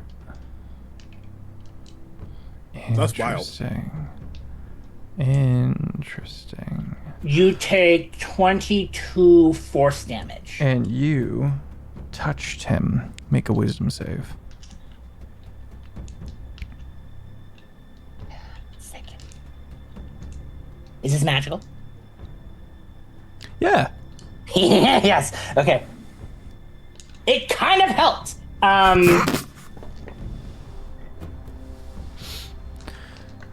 16? 16 succeeds. Don't touch it! Okay. And then I will also so where I teleported to would be between the two of them, but not directly cutting our line of sight. It's just in case. They're both next to you when you were to teleport away. So it's tree, you, and then it's next to the tree, and then on either side of it is your party members. So then I'm going to go. Is there any other? So to make sure I know my placement, how many trees are around this tree? And the next There's coffins like nearby. another tree like 15 feet away on either side. Okay, They I seem don't want to go planted. to a tree. Okay. You want to head towards the cobblestone and the cobble road in the middle? I'll go to a place that's not near something, and I'll take the possibility of a flighty bird coming after my bottom. Yeah. Excellent. So I am going to get attacks of opportunity from Solomon and Pierce/Sir as the creature scrabbles after you, enraged. I think it will just be from Solomon because I'm still 30 feet away from it. Ah, thank you. It won't be from me either. Can I use my reaction to take the legendary airwave?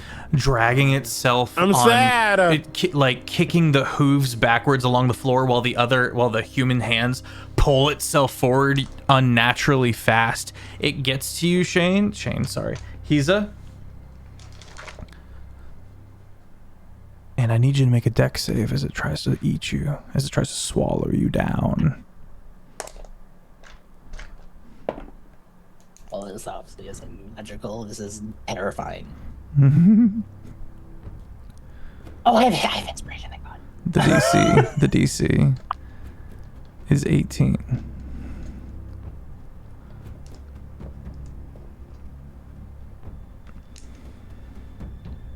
Give me a sec. I have to see if I have a way to save myself unless I failed both of those.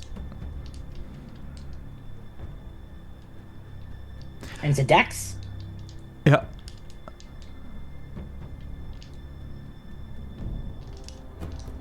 Sorry.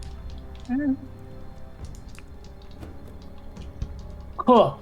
I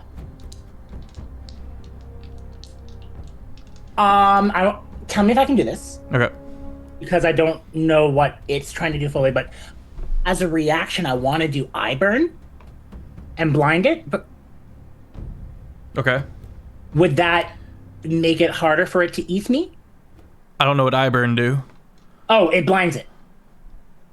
Probably not. It's already on you. Oh, okay. I like where your head's at, though. Cool. Yeah, I guess it eats me. So the thing is, even though you're a small-sized creature, you still don't fit. And so it wounds itself. But down you go. I'm inside it. Mm-hmm. Okay. Tearing it from within.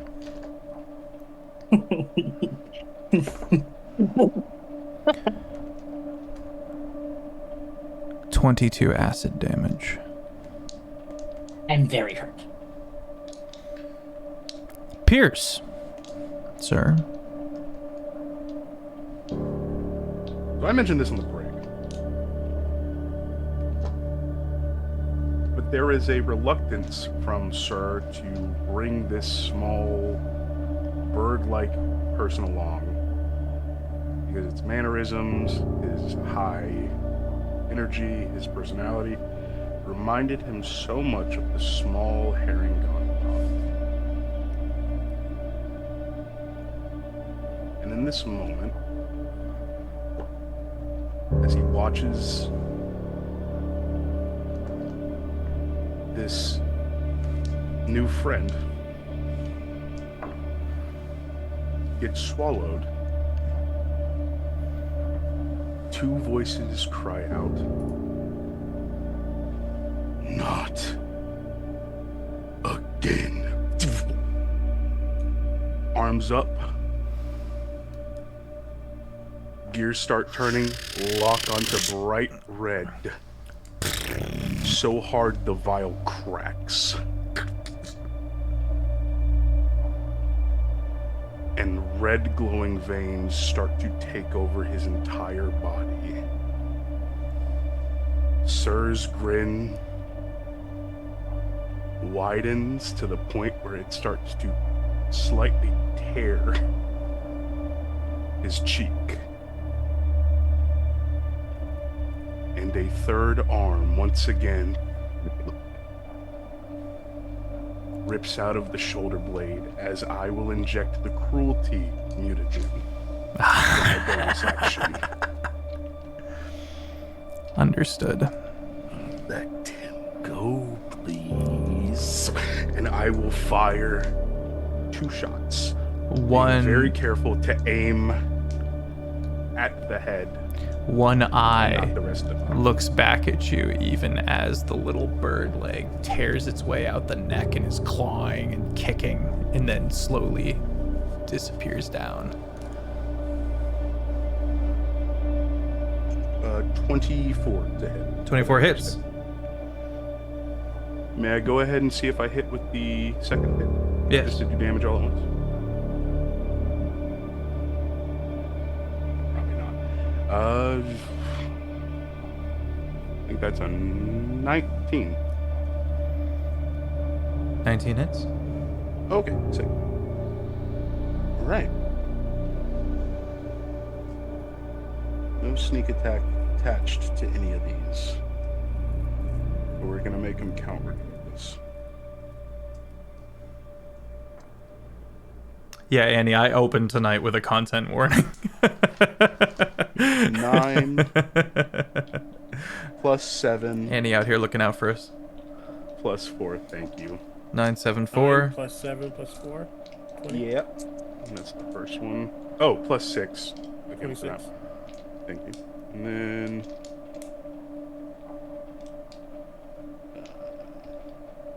I'm gonna use Piercer to reroll You said 26 total so far?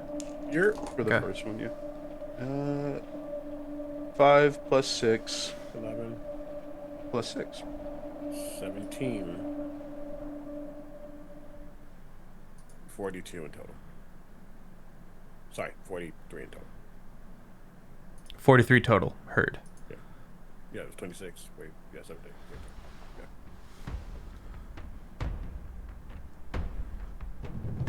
Okay.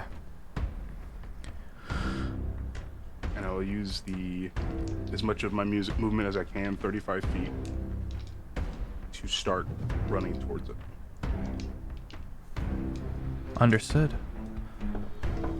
Solomon.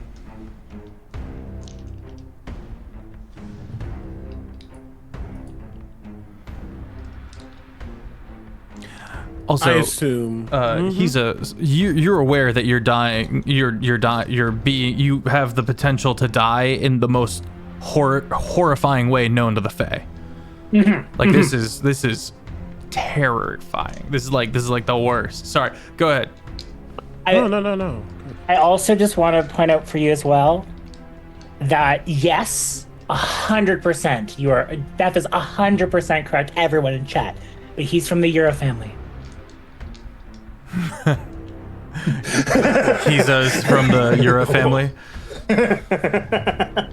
sorry, Solomon, please.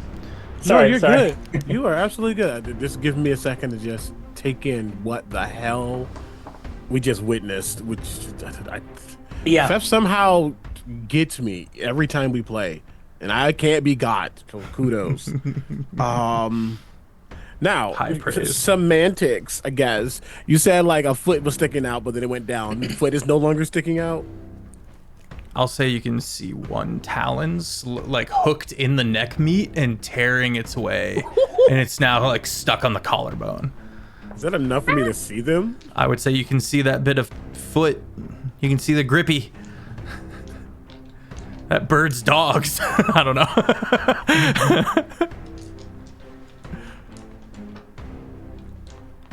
It's grippers.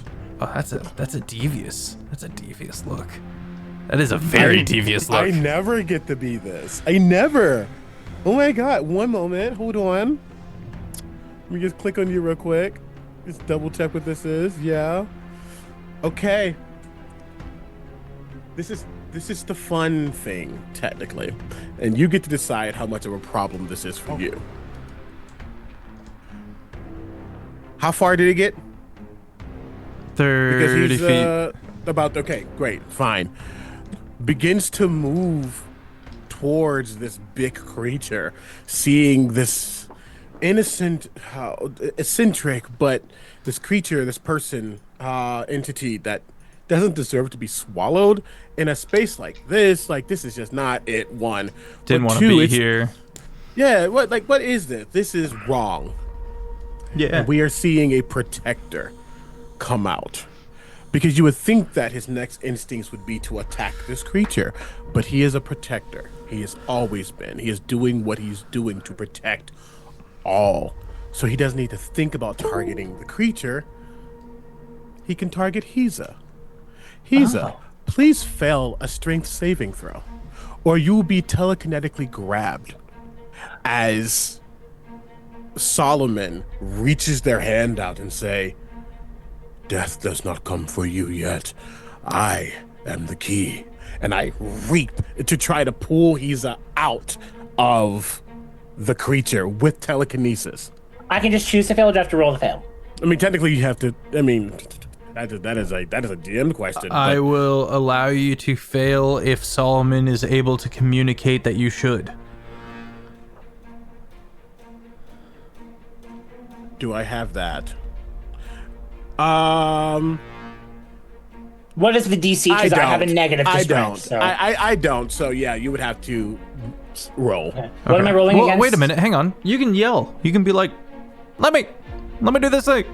Hold up. That's not what he said is what he said. He Okay. wouldn't have communicated like that. To be fair, I want to be fair. So yeah, DC is 17. Okay. I have a negative, so we can only hope. Screaming. We can only hope I fail. 5. You don't even sense like a resistance in your mind, Solomon. I will say, both of you, roll me a percentile. I need to hurt myself by 45. 1 second, real quick. First We got percentile of the percentile new bingo. year.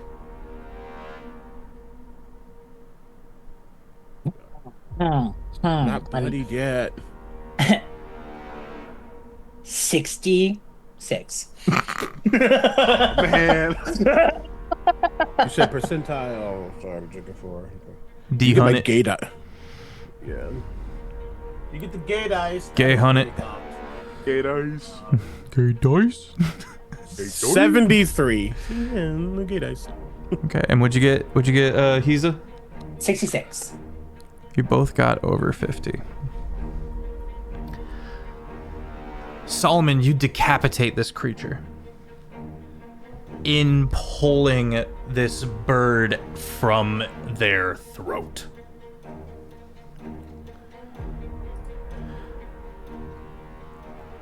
Hiza, you can breathe. And your eyes are coming back into sight. Just in time for you to hear. I heard nothing. Stone against stone. Not much, though. Okay. And Pierce, I would say, is the closest to one of these tombs. You hear... So, it's not sound, but you would hear the viscous liquid moving around in there of someone screaming. Because their lungs are full of the stuff. And you can hear that as they scrabble and push to open the casket.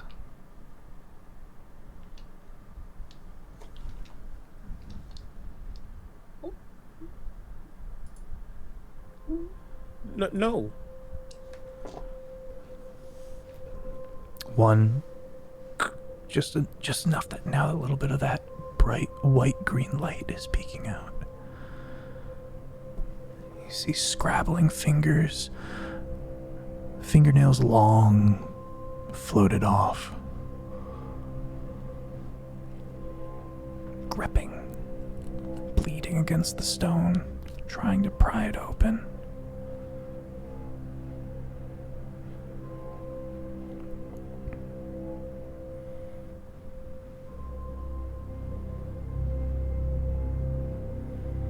Fingers against the stone.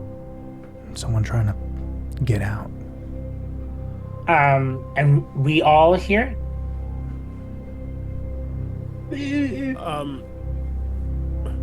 Important question, because that's during my turn. Is initiative? Yes, we are Done? out of combat. Okay. For now.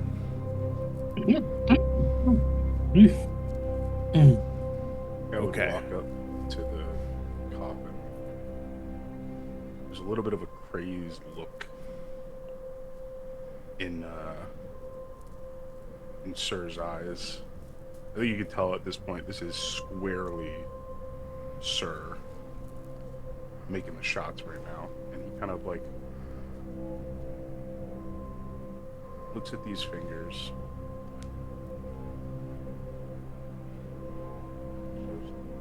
The kind of like bulbous, carnagey like looking arm. Will just reach down now, and grip these fingers as best you can. Back to sleep, and try and break them so that Make it has a nothing. make an athletics and also a wisdom save. And sorry, just because in that process of this coming out of initiative, seeing this thing die and hearing that, just while he knows he has a moment of a breather, just to finish a turn, I'm going to heal with my hit dice. Smart. Say athletics and wisdom. Yes. Yura would look to Solomon and Isa. Sorry, just thinking about stuff. And Isa would look towards Solomon and Pierce and I'm thank you for oh I guess I'm sorry I couldn't do much. I don't know. I don't have my stuff anymore. He just smiles at you guys because he's just grateful to be alive, even though he's like hurt. The athletics check was a 15. The wisdom was a 12. And just to quickly honor what Hiza has said, I think Hiza, for a moment, you would notice, mentioning that you're not from here, this is new to you, you're noticing two people just in focus mode. Not, they're listening to you, but these are two warriors in different ways. They're just focusing on the problem. So in the same breath, Solomon is heard, but he's focusing on that casket as Pierce opens it. Sir. You break the fingers, sir. They recoil back inwards. And you sit back. And you hear the screaming from every casket.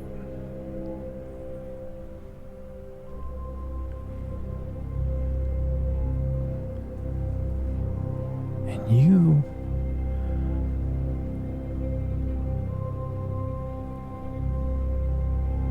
begin to have all else drowned out, all else but the screaming. And it's shrill, and it's desperate, and it's hungry. And now you're hungry.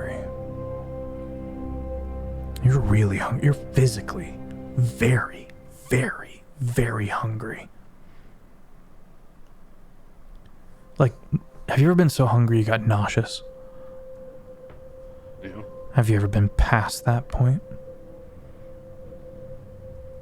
No. I think so. I don't know. I don't know how to tell. Past that point, I find. You find, sir,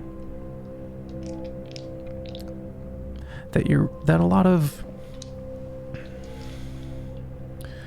things you would never consider are suddenly on the table if it meant releasing that pain.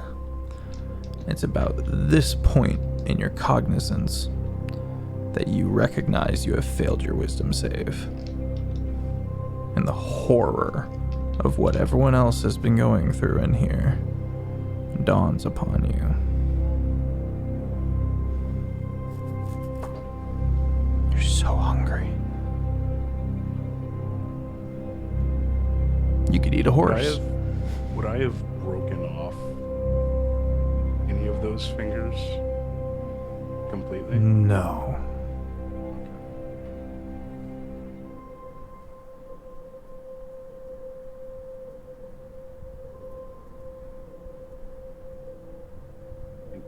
eyes kind of like glaze over the room to the only two things that are, well, three things technically, because there is a third body here in the room.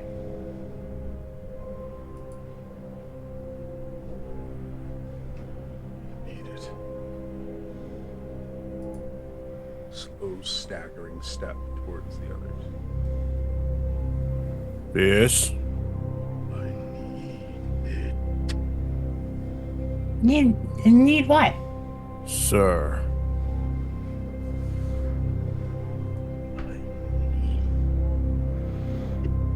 Two voices. Is there anything I can do to try to ascertain what just happened?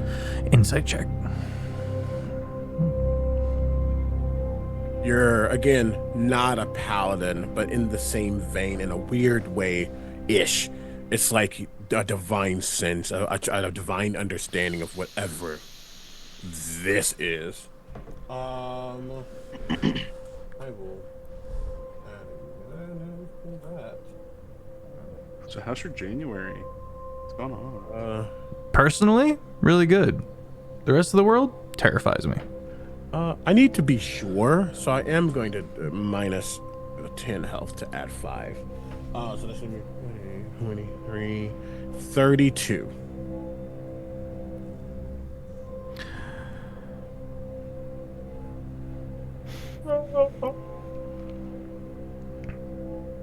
You remember succeeding on your wisdom saving throw upon contact. Yes. You are learning what would have happened. It's not quite a charming effect, but it is a Is it?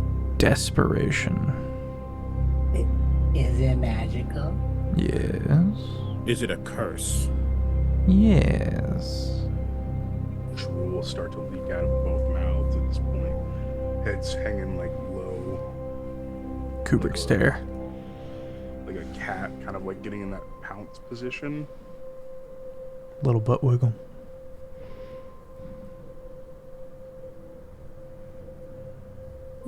God. Rushes towards, sir. And both mouths open. Roll initiative. Oh, no. And we'll be right no. back.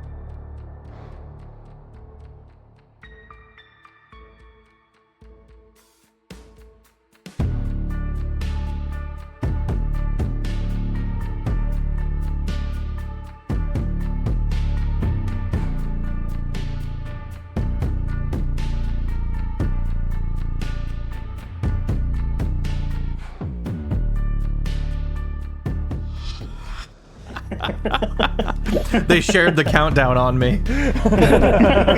They shared it.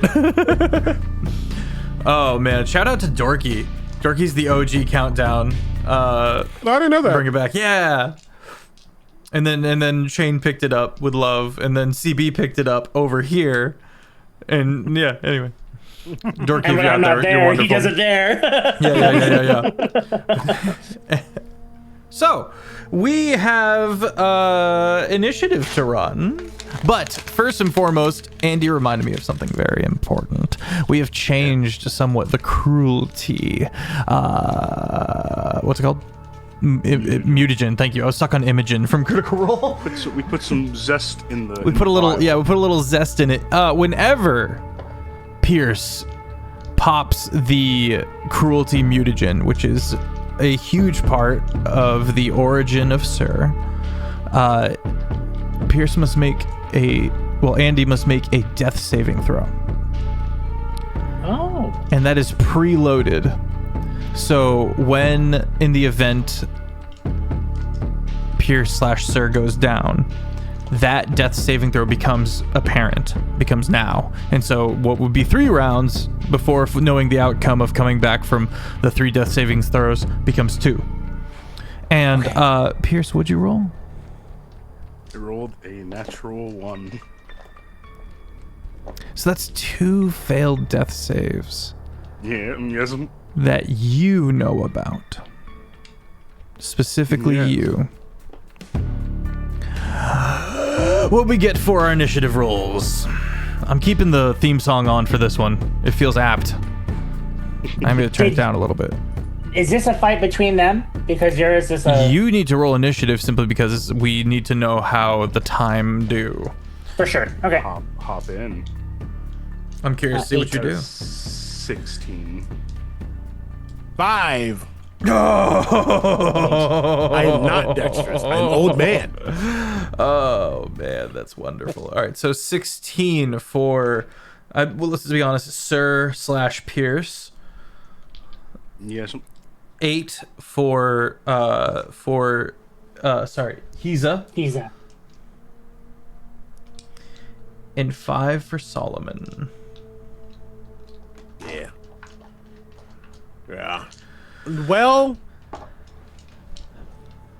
if I'm being fair here, it is absolutely become from fairness.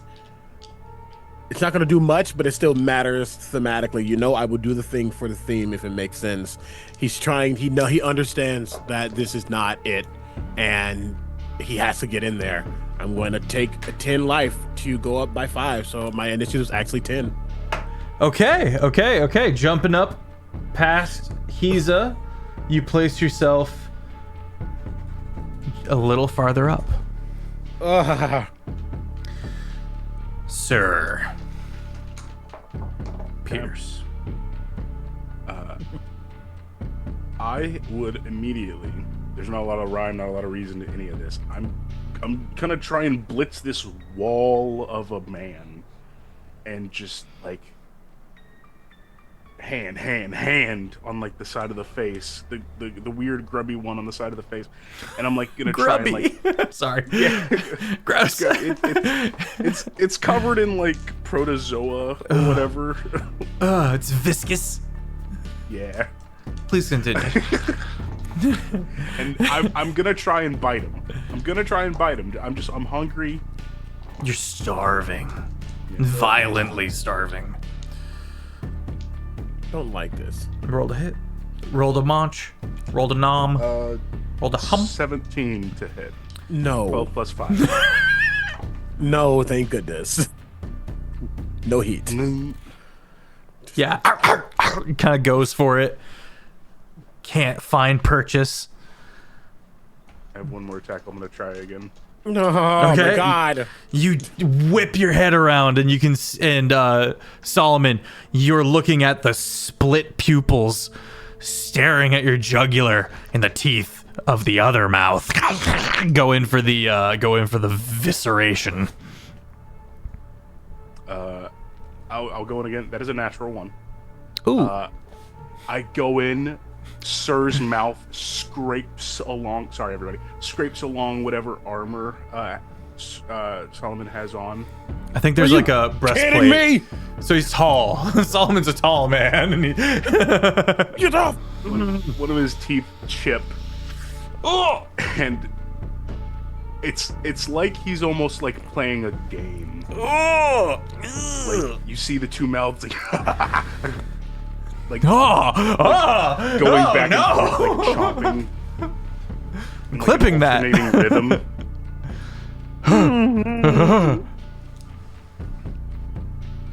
That's all I got. Okay. I'm sorry.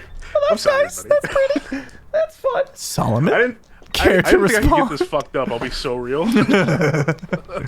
So I know there's a seriousness to this, y'all. I know there's a hard seriousness to like the butting of heads and how like this is a culmination of so much. But I just need you to understand, in game, for the entire day, we have been getting blipped around to chaos place, dealing with oil, dealing with whatever. We get to this place, we see a little bird thing, mouth ripped off. We can handle that. And now Pierce is trying to bite me. Like, this is just the cherry on top of everything. I'm hungry, dog. I'm hungry. That's it's so important, but also why? Do you want to know why the centaur's back was broken? Because he was bouncing. I don't know So why. they could fit him in the sarcophagus. Oh. Anyway, your turn. You just dropped that on. So really quickly, you said yes to a bunch of things, but does this feel more like an invasion, a curse upon them? Does it feel like a disease? It's a curse. It's a curse.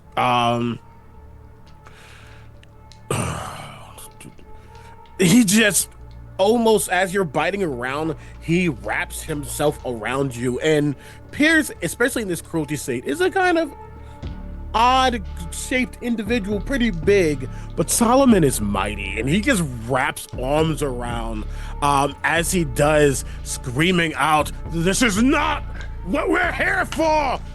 Stop!" And as he says the word stop, there is just, it's like it hits your heart, and for a moment your heart pauses. Just to understand how in totality how purposeful his voice and his intent can be. And in this stop, I'm casting remove curse. I still need to roll for it if it's too high. You also need to make a wisdom save. Oh, because he okay. touched me! Oh no! Oh, I Have hate you ever it. eaten till you died? Hold on. Have you ever consumed till it killed you? What's on the stack right now? Your save or my save? The stack is so the stack is you started your turn touching him and then put Yeah. your hands on him. Yeah. I gotta make the save. You gotta make the darn save, it. but we have been doing it after the fact of whatever it is to touch It's totally fair. throughout the previous fight. No, it's all good. It's all good. We make this work. All right, wisdom save. Oh, you might be about to be so traumatized. I'm not Shane, gonna you say okay? I'm good at wisdom. I am. Yeah. Okay. Shane, you were sitting there just like, Sorry, I'm contemplating what to do. just wanted to make sure you were okay. I'm just like, I can't touch them. Crazy. Bill says, "Sir, here's Solomon's mighty prose," and his heart skips a beat. Put that too. Oh my god. Okay. Sorry, I was checking one thing.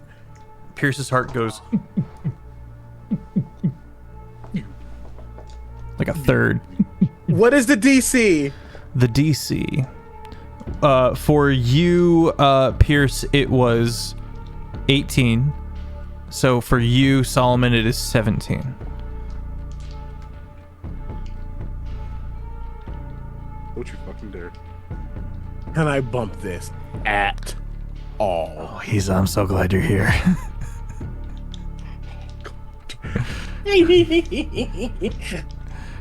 Welcome to Woe and Oed. I'm so sorry. Let me just check. I'm just double checking everything. Were you Can I making bump noises, this Fef? at all? Were you making noises, Fef, just now? I saw your mouth move, but I didn't know if you made the noises. I said, welcome to Woe and Oed. Me. Oh, okay, yeah, I didn't hear that. Sorry. Oh, dude, Technically, I'm we're not even excited. there. I don't think I can. The fuck do you mean? Oh no. So This is about to get wild. the dice have been effing me today. Uh-huh. Even if Chat by I bump inspo. it by 5, Chat, save us. even if I bump it by 5 right now, it gets me to a 16, not a 17. I don't think I can bump it. I'm Oh, and he certain- did it. And he did it. And he did it. And he did it. And he did it. And he did it. You have advantage. I thought you said we can't do. Oh, Andy. I And thought he you said did it. Andy. And he did Okay, it. I thought you said Andy. I was like, I thought you said we can't. No, Andy can't do it. I can't do it. And he's just in all caps. I'm 17 in the allowed. We're good. 17 Oh, in the thank back. God. Thank you, chat. Chat. Hey, gang, never feel sorry about that. Okay? I didn't have a way out of that. Okay? We were if he's had touched either of you on the follow-up while you tried to consume each other, we all might have eaten each other to death. Chat, thank you. That was really scary for a second, and I was trying to put on a brave face. That would have been it. Oh. Okay.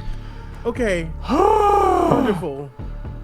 So remove curse. What do I need to know? Well, it's less about you. Stress. It's more about the severity potentially. Let me just check the move Clipping first. that. Nope, no severity matters. All curses affecting one creature ends. Feff's in his new chair questioning everything. Oh my gosh. This was fun. Imagine coming into me just coming into this like, oh, friends who are gonna help me. 5 minutes later, oh, friends who want to eat me. This is great.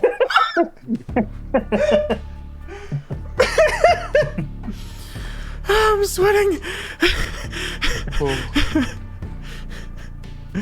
I'm stressed out. Yeah, did you miss it? Did you miss Bayonet? Did you? Are there any other hands? Now that you say that, no. Okay. So, go ahead.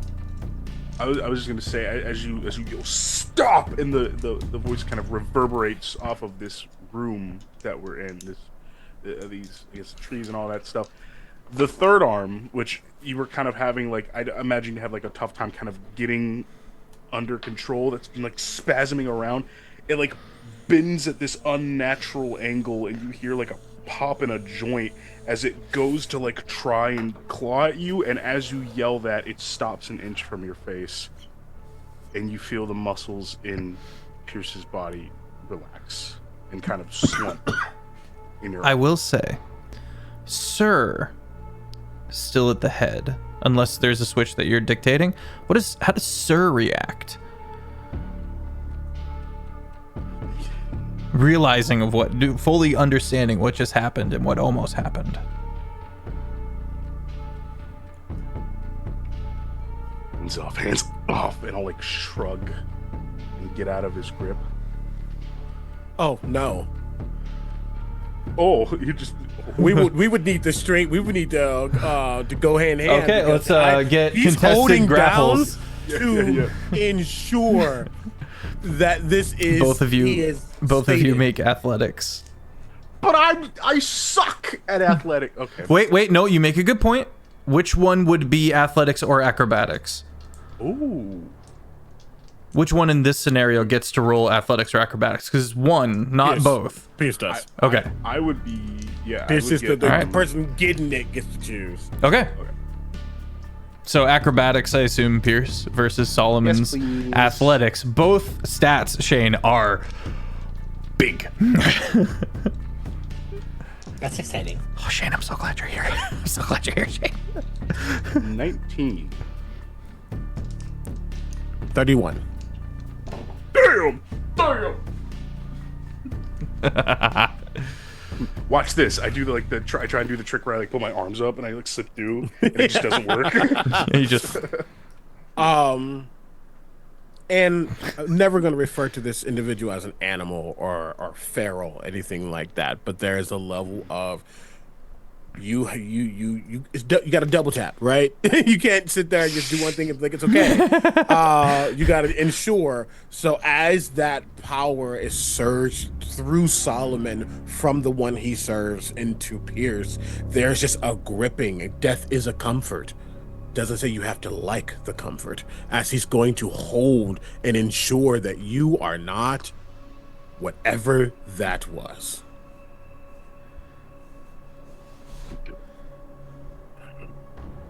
Death is a comfort.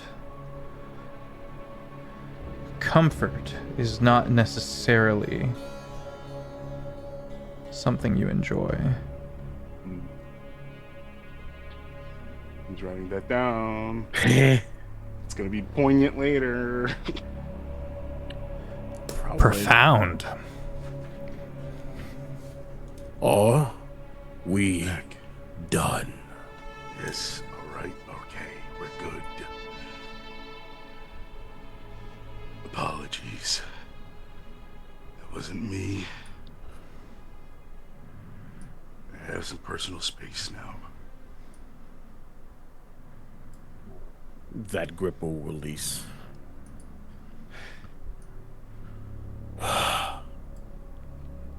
Sir will like kick the coffin next to him.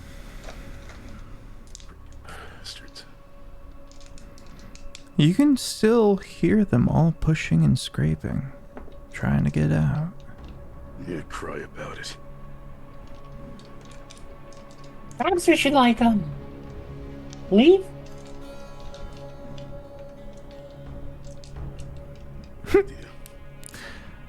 They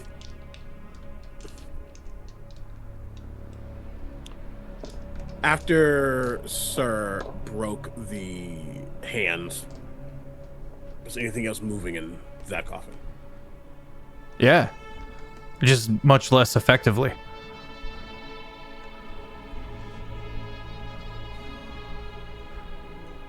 Would you like to make a... Go ahead. I hear what you're potentially going to ask, and I don't think so. Okay. Leave it because vague. For sure. This is not a display for He's sake. This is not a display of power. Someone who thinks they are strong, the mightiest thing in the land. Someone even acts like it. I mean, what you expect from a paladin sometimes. There is a presence to them, right? They might enjoy that slightly. This is not what you're getting from this. You're getting resolve. You're getting finality. And whatever's trying to get out of these coffins is not going to. As he just holds that axe high. Burn. Flame strike. Sauce. What's your damage?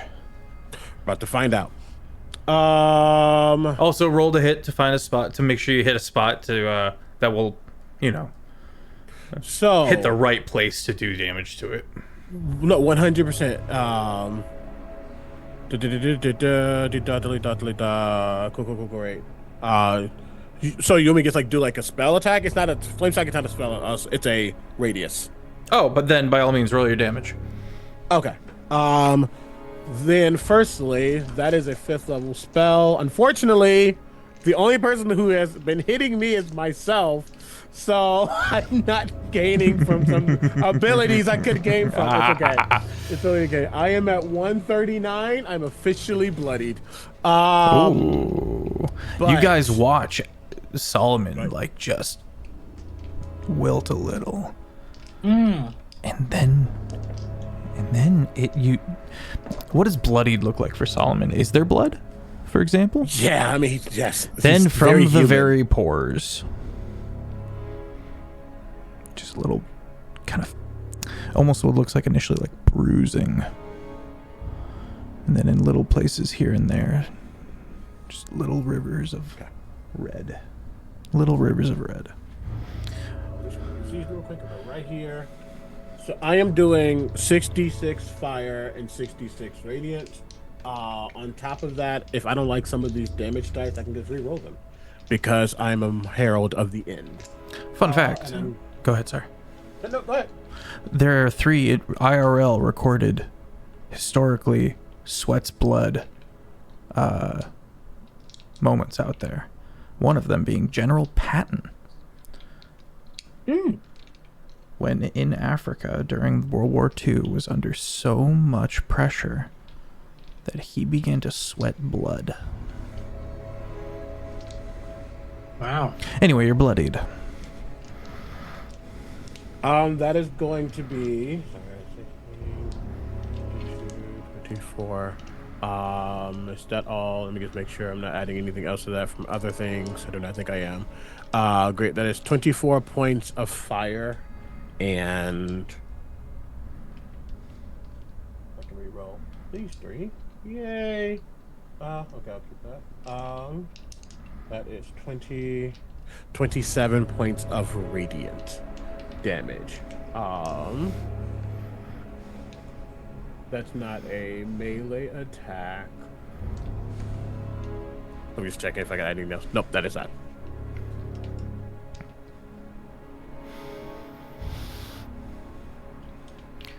Yes. The thrashing from within this coffin slowly stops.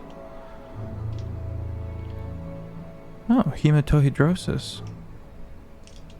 Fucking sick.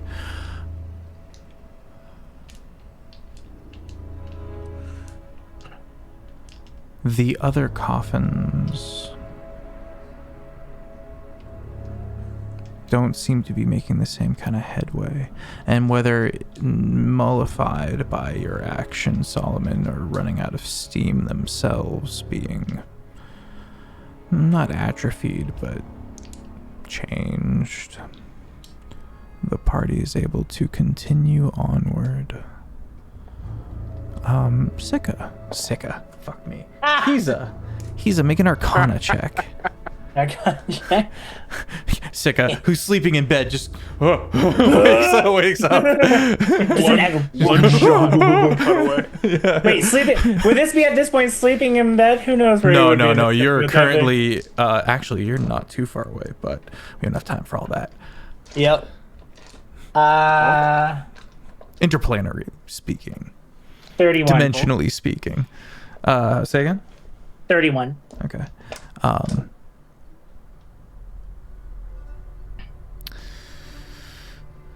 There's something that as you guys take the next like hour or so moving along this cobbled road,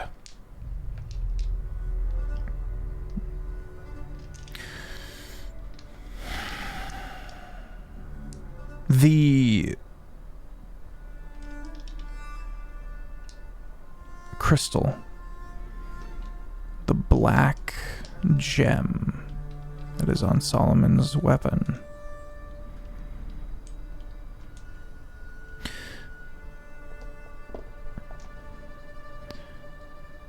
seems to spin.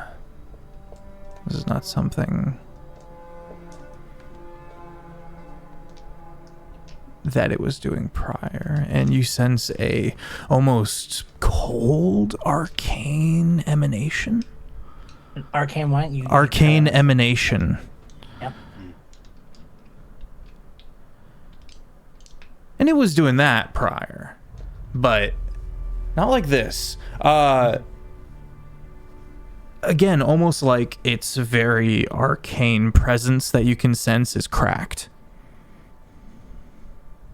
Oh. You don't know if that means it's more erratic or if it's a good thing, or you know not. There's a damn high Arcana check though. Right. Which is what caused you. Again, this took an hour, so this is very subtle. This is something you, as a 19th level wizard, is picking up on. Yep.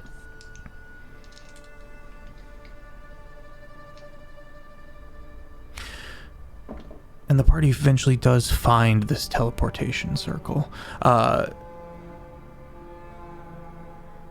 Little ghost-like flames in ghost-like lanterns float at the end of this cobbled road, where the cobbles themselves become this kind of roundabout.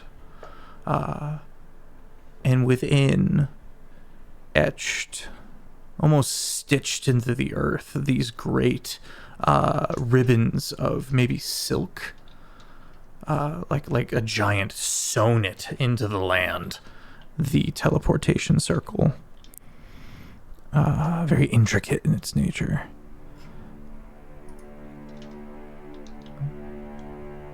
It doesn't loom. The looming is the statue on the other end. I'll turn this music down a little bit. Uh-huh.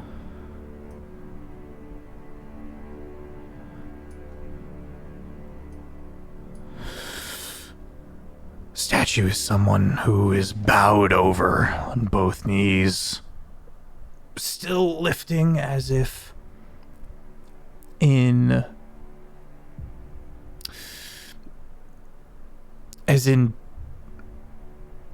rebellion, defiantly using its core because it doesn't have any knee to lean on. It's on its knees. It's lifting up with all of its back muscles, some kind of heaviness. In the hands, they hold, again, a staff of a kind. Gripping it, almost pushing, almost like an oar, pushing against it to help keep themselves up. Mm. Gray stone, featureless in the face.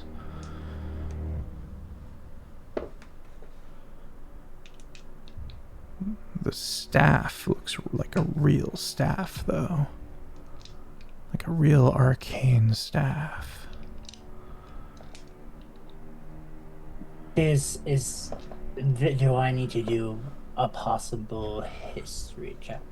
You are not familiar with anything in these parts, but you walk around and you kind of study it with a little side bird, a little bird eye, just looking at them.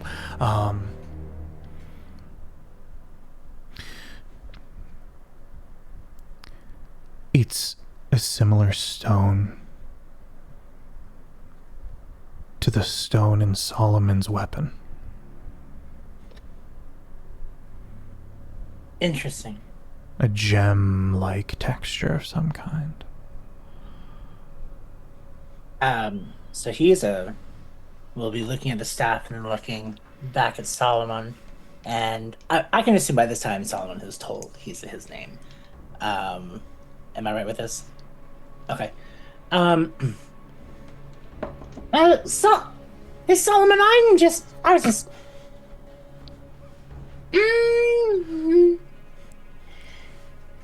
just while we were walking around back here and there, I was noticing that you have like a crack in your gem in your weapon. I don't know if that's something of importance for you to know, or if you already know. Maybe you already knew, and I'm just repeating something you may already know. But I'm also noticing that this beautiful looking staff is very similar to your own.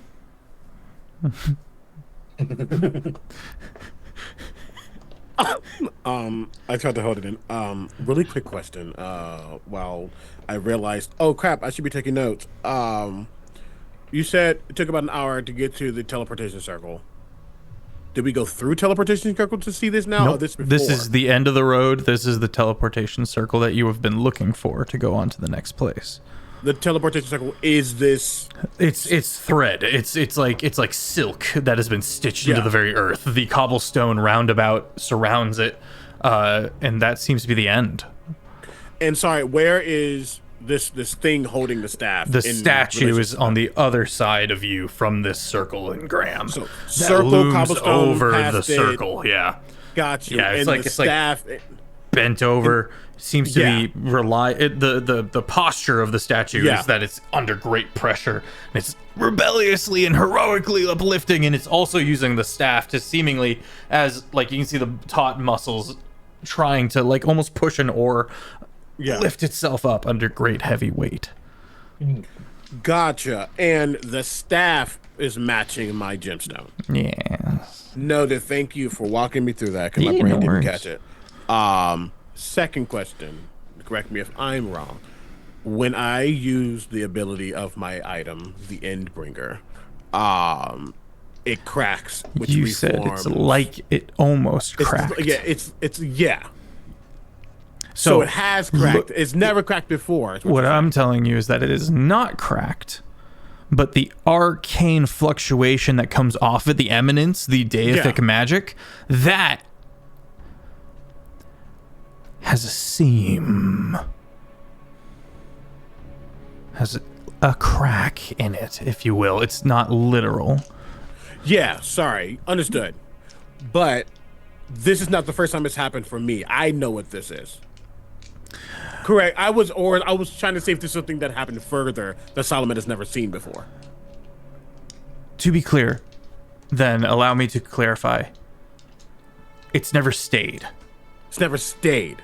It typically heals after a long rest, which is how I get that ability back. It now seems to be more permanent. Yeah. Okay. Noted. Oh no. Okay. I think walking for the while that he was quiet, a little closer to Sir Pierce than he probably needed to be. Hearing that from Hiza. I don't know what my item is made out of. It was given to me by some kind of gem, some kind of crystal. But it was given to me by what's his face? Task. Gosh, what's his name? Task. Yes. Okay. Shane. Yep. Yep. Yeah. The cleric of death. Yes. Yes. It was given to me by Task.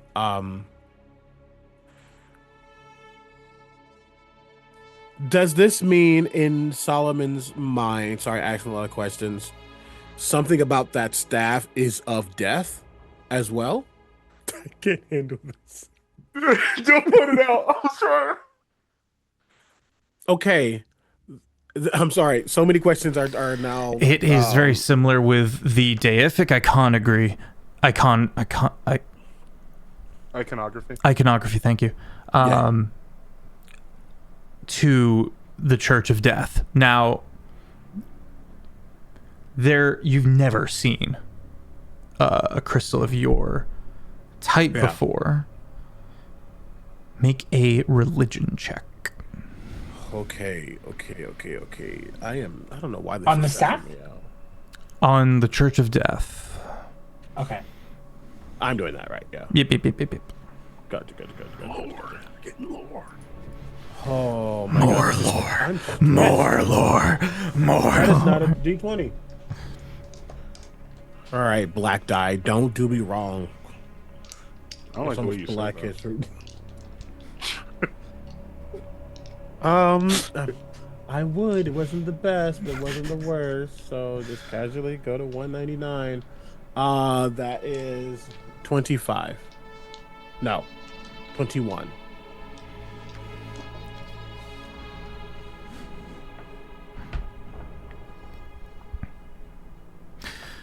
This is a holy relic, but it is also a wizard staff.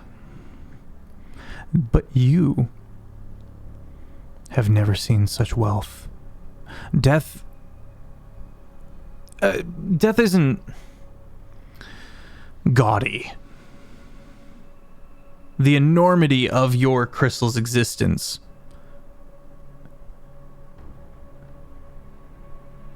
only serves to add context to this deific artifact that is also a wizard staff. The Stormfather has staves that are formed from lightning striking sand. How was this made? How was yours made?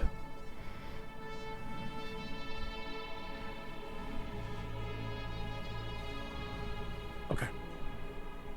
I just wrestled with like 10 different scenarios in my head.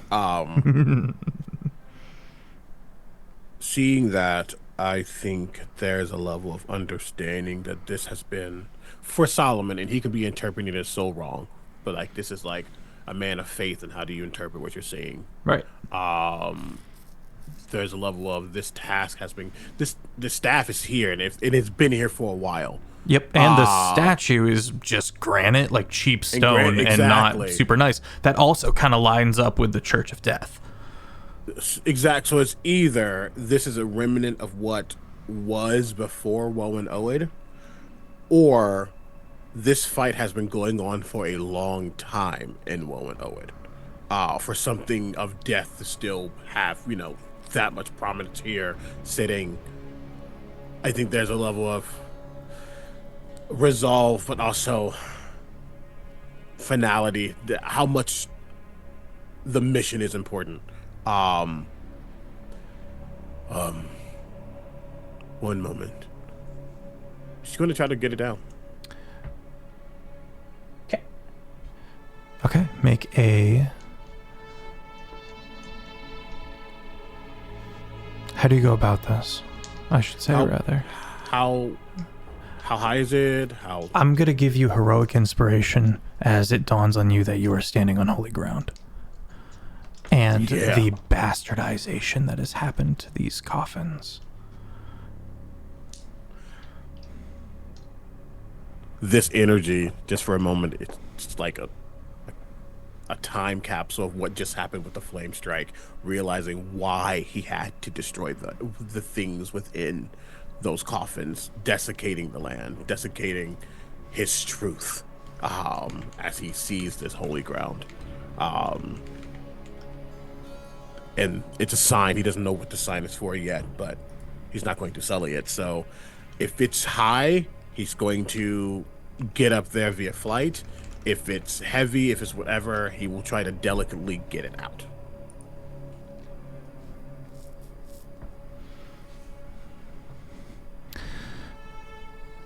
It appears to come out easily, so I need you to make a religion or a performance check. Performance is wild work. This dice has not been the best, but I think when you're leaded by faith, you use the dice that has not been great to you. Please, no. Oh, wait, heroic inspiration. True. Yes. Oh, this is not going well. Oh, okay. Oh, I'm hurting myself so much. Again, that's the greatest. 21. Sorry, 22. I can math.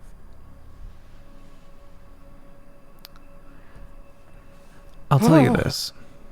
Yeah. The sovereign couldn't pull the sword from that stone. But because of who you are, you do. This smoky crystal staff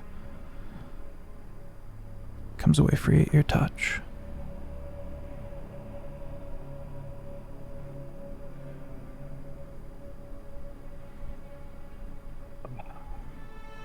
There would be entire books written in the Church of Death's Bible about this moment. Books? Books. This has an enormity, Solomon, that you realize and feel. Are these books accessible to the public? They've not been written. That's how impactful this moment is. They should be written. Oh, okay. They should be written.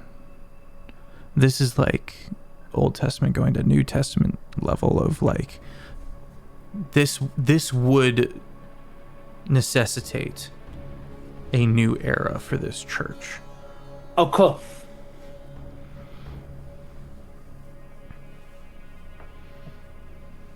He's not a wizard. He's not a magic user in the arcane, learned sense.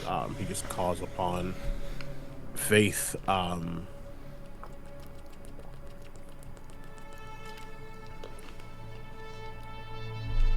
he, someone who understands oaths more than most within the planes,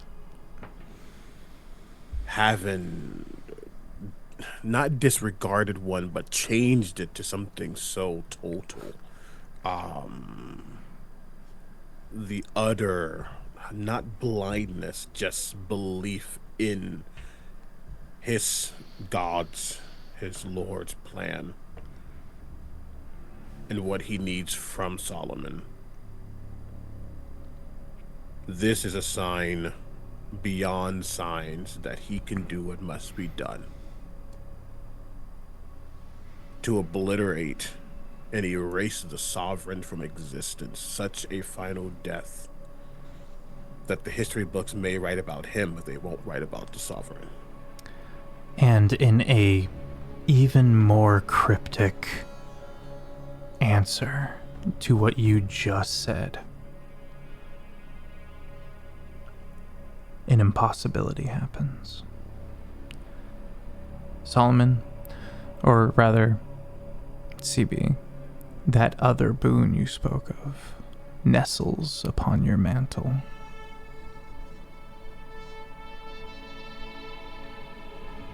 And you don't know what to make of that.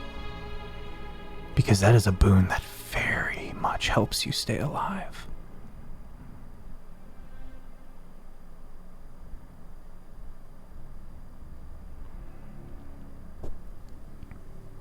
Solomon falls to his knees.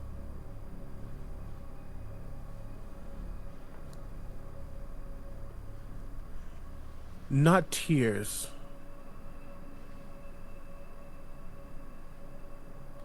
but that breath you let out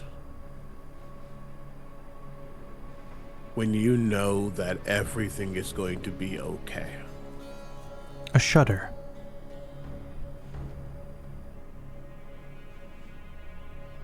And that tattoo, that marking upon his neck that goes down his arm, down his shoulders, down his hands, fingertips.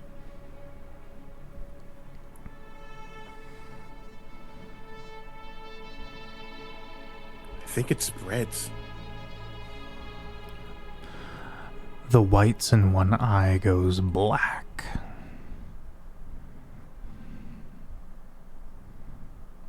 As it spreads across your face.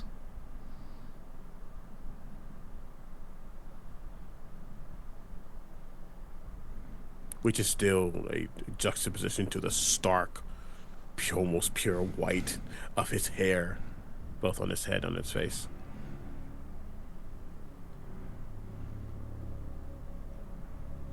And he is unnaturally silent in a moment of prayer, silent just to himself.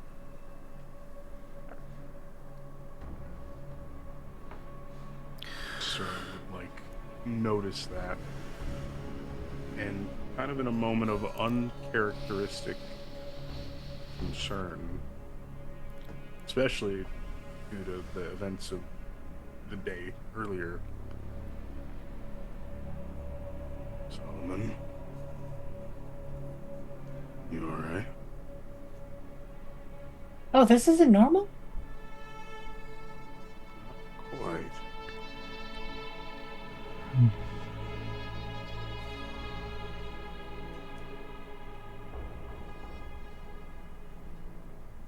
Yes. Yes, I am.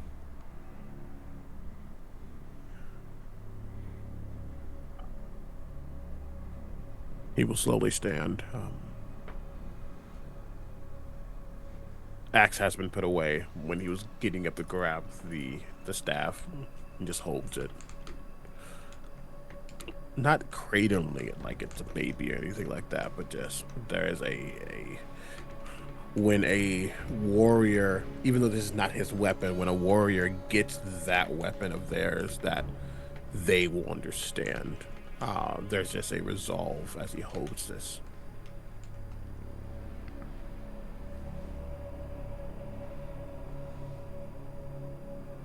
Let us go.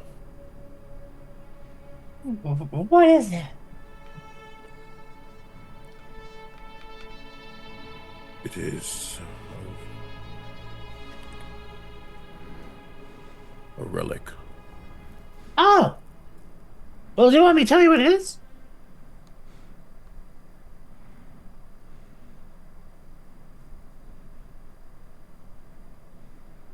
He's smart enough. No, he's not. He has a 10. He's wise. He knows.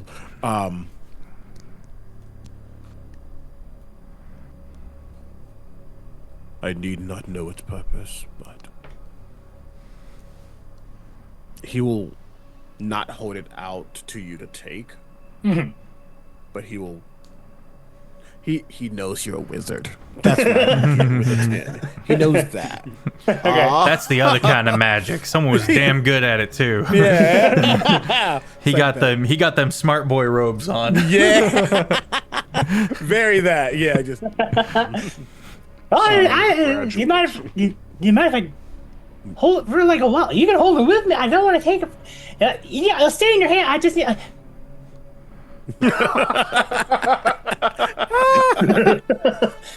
And he's identifying. You cast Identify upon Solomon's Final Testament. Goated name. What? What? Goated. What? What? I had what? What? Hold on. I was what? For starters, it is a staff of power. Okay, hold on. Hold on. Oh my god, what is happening?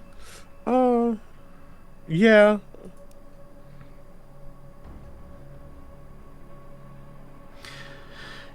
It also is a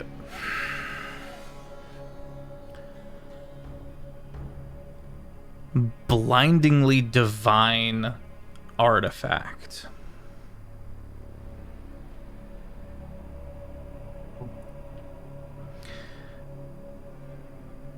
In the right time and in the right place, it can act as a key of some kind, but it's death's door that it goes to. So, but it's death's door that it goes to. Sorry, that sentence confuses me. It is wizard staff. It is also a key that goes to death's door. To death's door. Got it. I want to make sure I wasn't just running amok in my mind. Yeah. You are not one for religion, especially coming from the Feywild. It's not very common. Mm.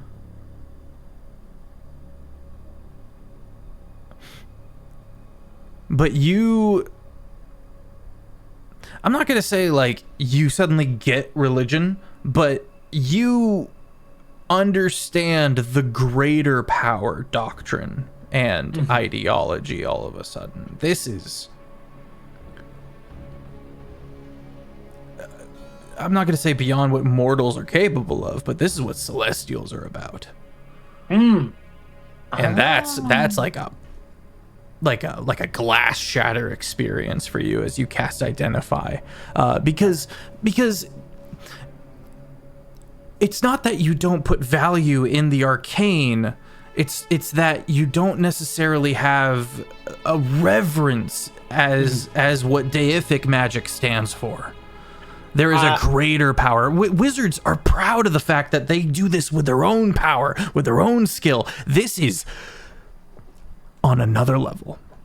So that's the glass shatter. It's a greater entity that you come to understand. As an apprentice of Yura, Hiza would have his own little fun moment, having this little bit of awakening because of his learning through him, being like, so this is what he ripped apart. Excellent, fair. Everyone go over to Whimsy and Woe, the one shot that's on the YouTube for more details on Shane Whalley's prowess as a D&D player.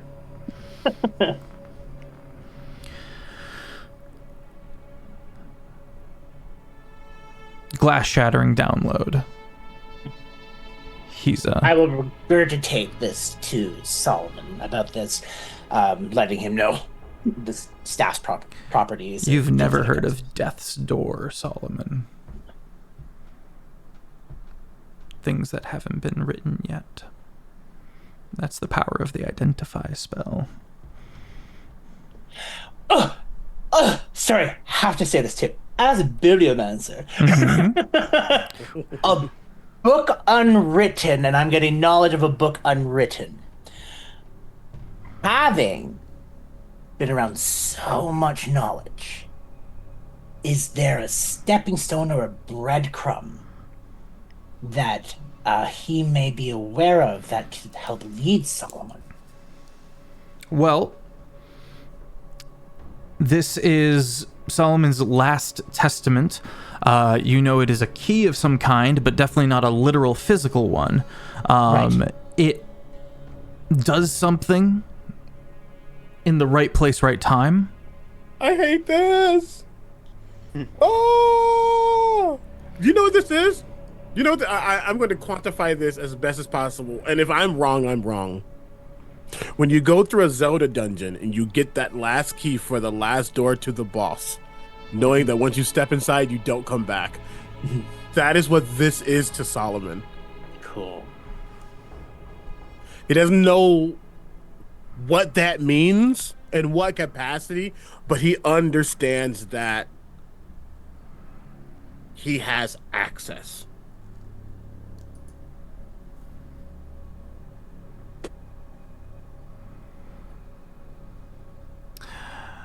Yeah.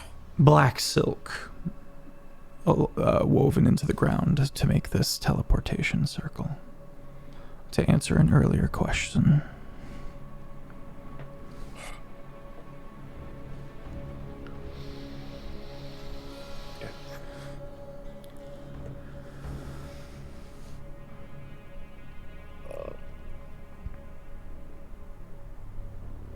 How do we access these things? Do we just touch it? Do we cloak it? The teleportation circle? Yeah. Do we Purist has a fun little thing. He's got the holly wrapped in copper wire. I will talk to. It's like a His small, name is it's like a game Beldrick. show host microphone. Beldrick. Woohoo! Your broom can talk? Yes. Oh, wow, okay, that's magic. Hello. Yes. Hey. Oh, you have picked up We're, a friend. You have picked up a friend. That is. I could barely hear any of that. Yeah, your game is not picking it up. I'm trying to fall back into my Swedish accent, and I'm failing. all I heard was. Oh, I see. You have picked up a friend. Yeah, he's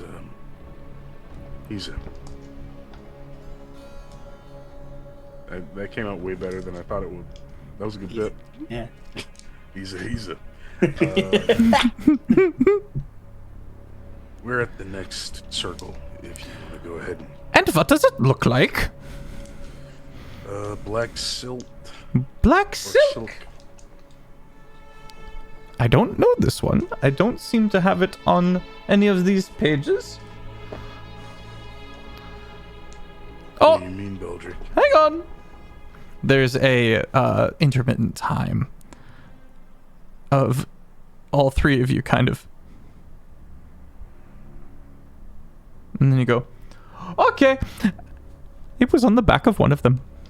This one has been drawn in. The rest here are laid in ink. This one seems newer. Added later. Sorry, my accent is terrible.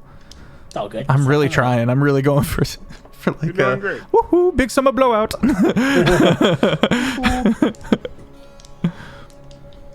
How new? By whose standards?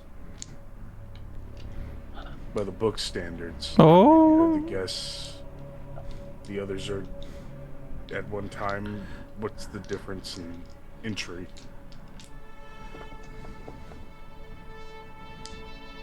I'm gonna roll for it.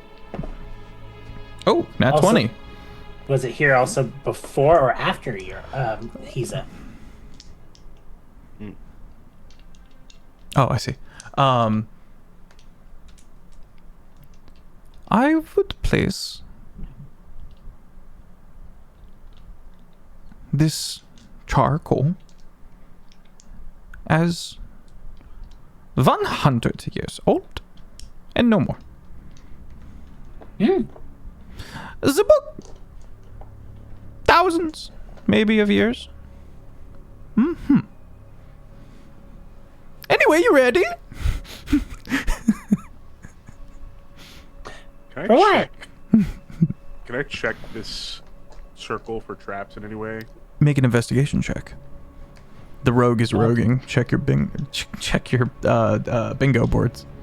I will start drawing this circle on a piece of paper. I almost said bingus. Bingo. Check your bingus. Am I allowed to? I have Well, he's trapped thing. Can I start drawing the image of this thing on a piece of paper? You may certainly try. Okay. Does this have to do with Fae Fiends or Undead? The trap? No, the circle. And what made Your you trapped on it. investigation check? Yeah. Is that applicable? God, it's everywhere. No. I don't know, man. This is Okay, not. It's a good. alright. No, you're good. You're good, and I don't blame you at all for asking. Yeah, if it was like made by I'd ask all the time. like a demon, Right, like an yeah, yeah. infernal thing. Yeah. If there's a box with a stick propping it up, but instead of a carrot, it's like a, I don't know, like a delicious sylvan treat. Faith thing. Beak? A faith thing. A beak? A delicious beak, just sitting there chilling. That's gonna be a 27. And there it is. It's like a chocobo beak. Blah, blah, blah. You are able to determine that there are no physical traps. You don't find any strange runes. Everything you do find is consistent throughout. So, physical investigation, you don't find any telltale signs. And you rolled stupid high. You don't know for sure about on the other side of things, though. But Beldrick has removed all the ones that were insta-death. So there's that.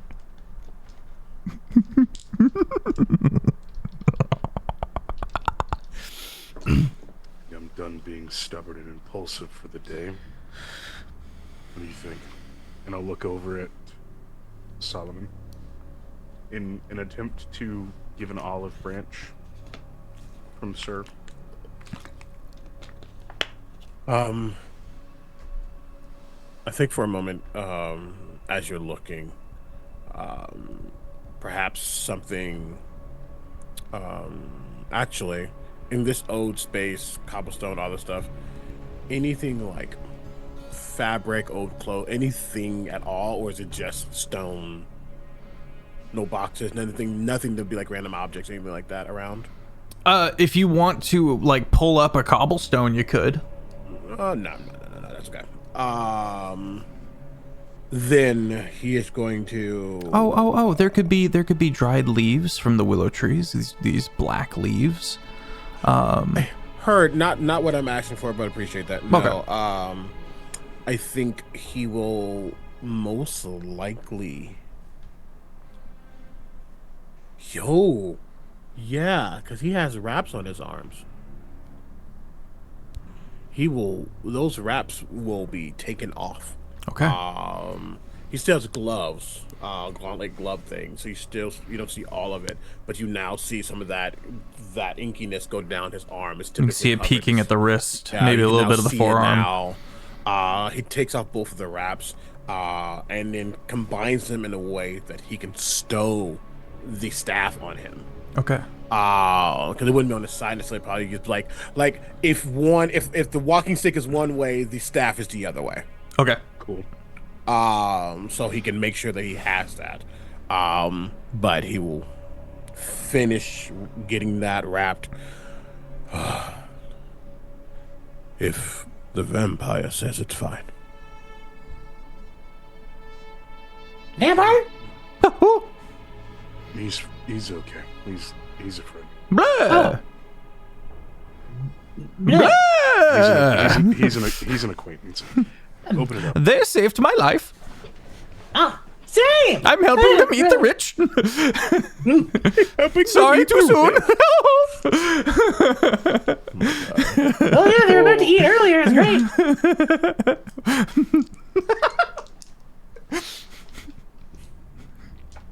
What?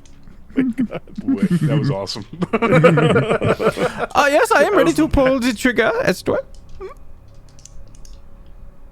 Got a little French there. All right, go for it. Blah! And then immediately the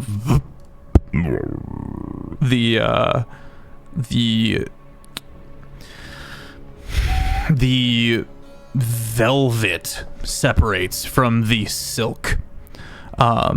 The insides of this fabric kind of slowly twining from within to weave above the circle, which now lifts as if pulled upon the silks, the pulling it into the proper shape, and the weaving above mirroring it, the velvet strands that appear above, and where any knot is aligned, a small beam of light kind of weaves this 3D gram.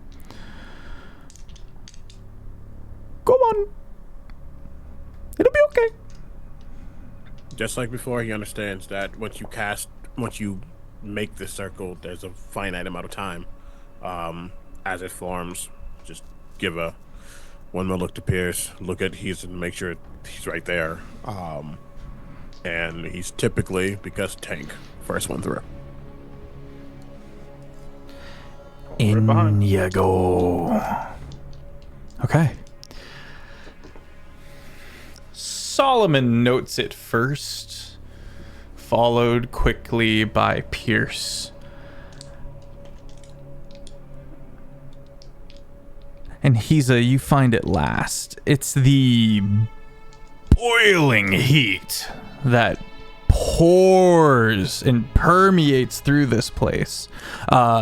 Immediately bright red yellow light fills all of your vision, and it takes a minute for your eyes to adjust. You're not immediately set upon or taking damage or anything like that, but it's like you're breathing hot air straight from the engine exhaust. Fumey and smoky.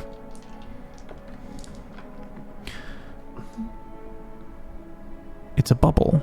You're in a bubble. You're in a force bubble with force floor and lava on all sides. Oh. It's huge. And in the center, a little force village that has had furs and rugs draped over it to give its form more clarity. And it's abandoned. But not entirely. You do see, now that your eyes are adjusting, 2 loops of massive stone chains wrapped around the lava and seemingly pulled downward. And those chains disappear from your sight into the depths of this lava.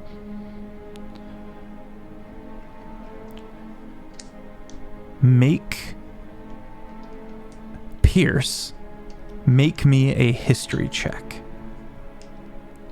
Okay.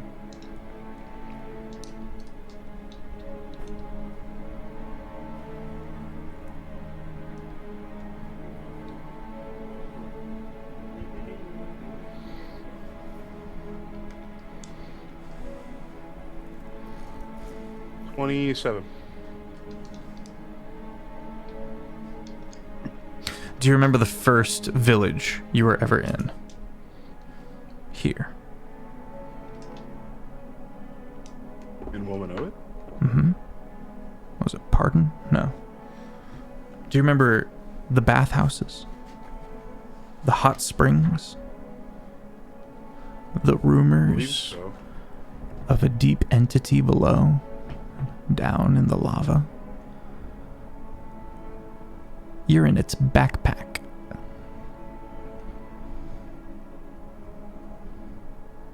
Is this room for silk lady? What? Am I thinking about the right place? This is all brand new to you.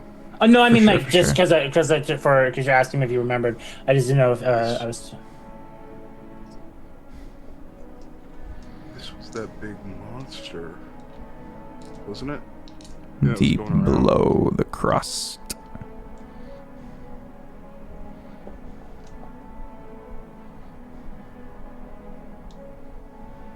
Oh my god. If you recall, CB, Andy, multiple times throughout this campaign, I've said, yeah, if you dig down deep enough, you just hit lava. Yes. You think the Sovereign wouldn't check that out? But why? The Why? Sovereign doesn't age.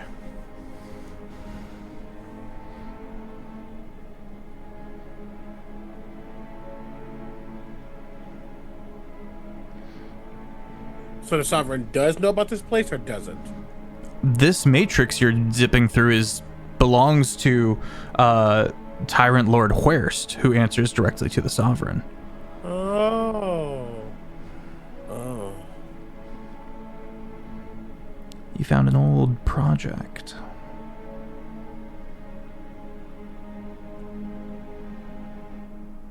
It's so bright and it's so hot.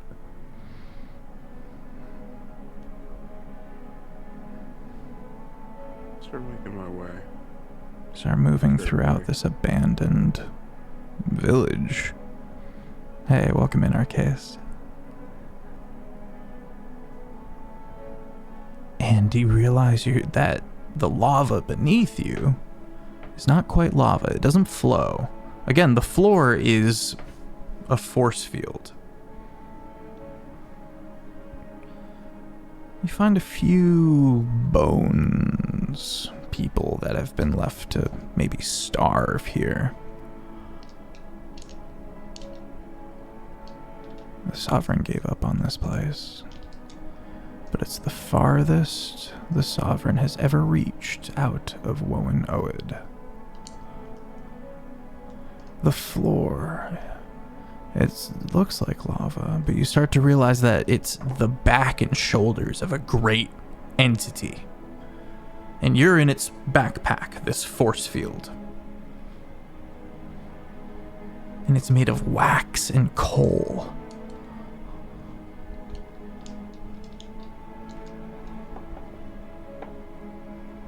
Kind of dirty wax with silt and coal all throughout it. Clearly an arcane being, as it is not dying to the lava. It seems to be curled up, knees to chest, head out of sight. Left here. Forgotten. Abandoned.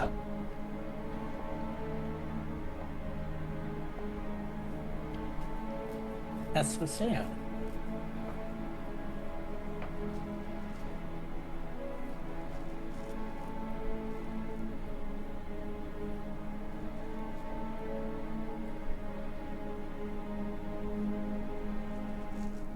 Does this place...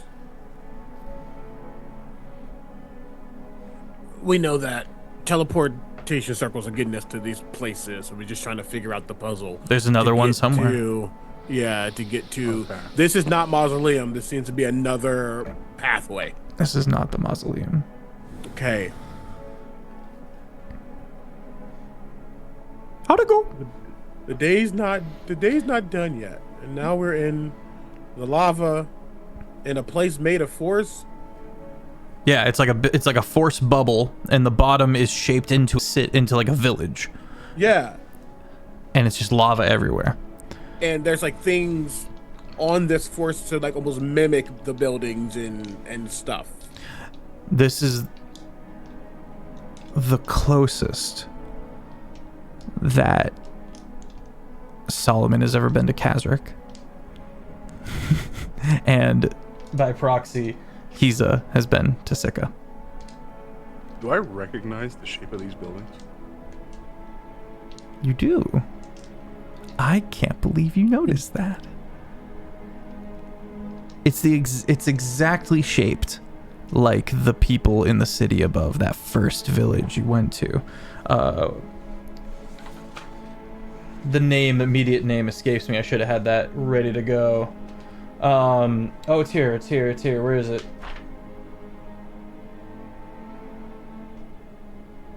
Also, the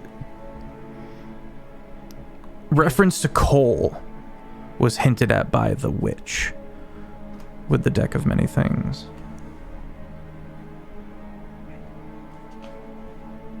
Plea.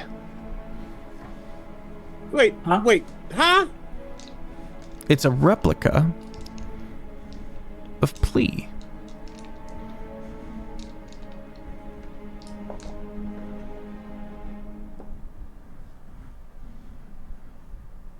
Why did they...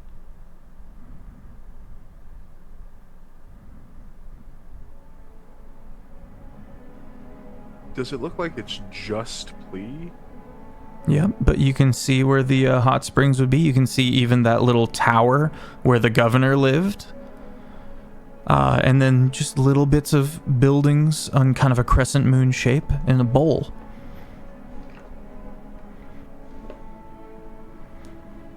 People were As a going mad in reminder- that city, in that town. Also where Solomon met Evie, where he was for a while before he found this group. Yep. Before it got destroyed. He's looking at a replica of that place. Of the buildings. Of the building. And it's much older than your time within Woman Oed. We just...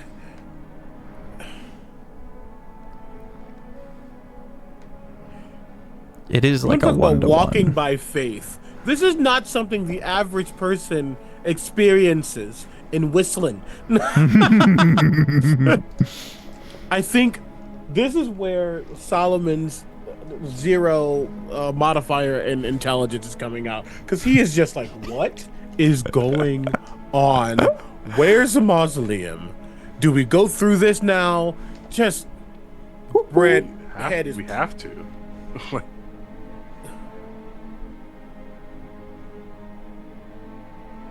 okay. I do not have a means of cloaking from fire.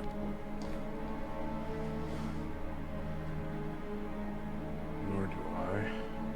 Maybe if we don't touch the ground. You're in the safety of the force field. You're in the bubble. The bubble is the backpack of the wax coal entity that is just in the lava that swam as far as it could. Why is the backpack shaped like Plea? Why is it a backpack? Why is the What's a place that we're backpack? at a backpack? Did you say what's a backpack? He only has book bags. What's this? And All I right. point to the pack on my back. Will everyone make me a Oh. survival check? Survival? Or investigation? No. Just Solomon or just me? Everybody. Everybody get him. No. Hey! 22 investigation. 22 investigation. Can I guidance myself? Yes. Yay! Got a 22. Like some sort of chump. 23. Kidding. Okay, excellent. The party does find the teleportation circle. And God. it involves using almost all of the rugs They're all painted. It's painted onto the bottom of the rugs, and you have to flip them all and spread them out to form the circle. But man, if it doesn't take you a second to really make sure you don't put it in the wrong order, which leads to really funny back and forth between y'all and Beldrick as he's trying to verbally explain, like, and then it's more of a triangular part here. And, between him and Beldrick, I think there's stuff between the three of us. We got smart person who probably understands runes. Pierce is pretty darn smart as well. I'm smart, but I'm really good. He's is all here. the time. I would say he's is clutch here. It's a square.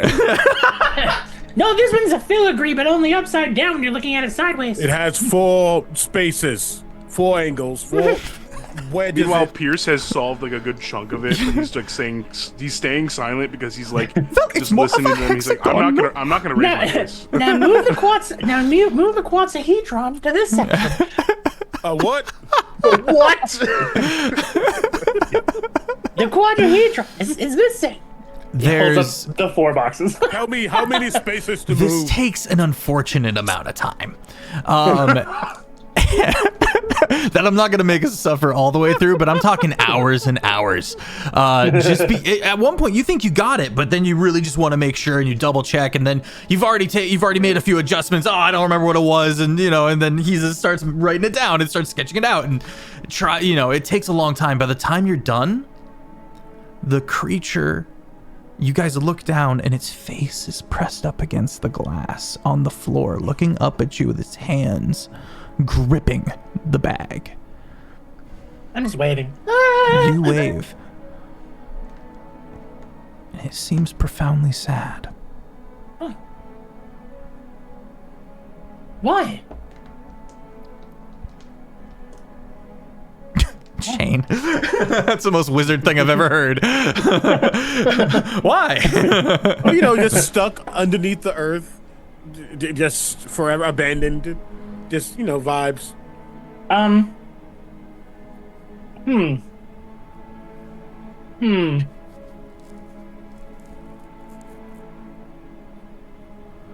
I'm gonna try. I don't think it can hear me. I'll try. It's like, are you okay? Just trying to talk to it through the forest and see if it can maybe hear. This is a puff move. I love this. Roll performance. Heart of Sicka be with me, please. He's a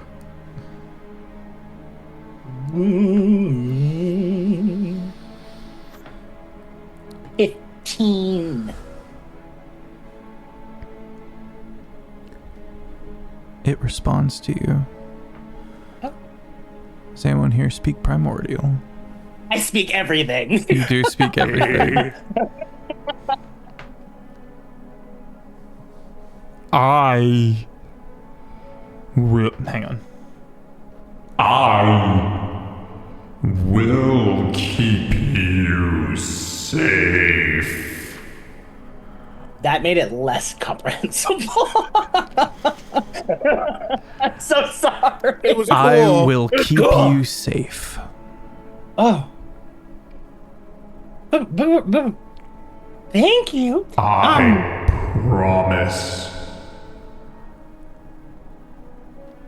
I promise. I promise. You promise? Sorry. I'm gonna turn off my little gate that I've got in Zoom. I'm so sorry. No, don't be. I'm. I feel bad because usually we can hear it beautifully. Yeah, I was fucking with it. Check. I think that should work, but you might hear my fan now. But that's okay.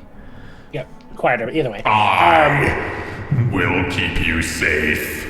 I heard that. That word. That cool. 7 years, baby. Can we help you?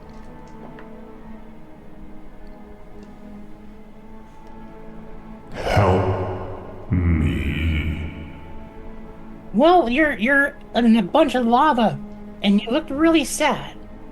I'm a little. I'm thinking. You may sometimes, I don't know, emotions opposite of happy. Help me. Yeah. Help me. Yeah. Help me, please. Okay. How?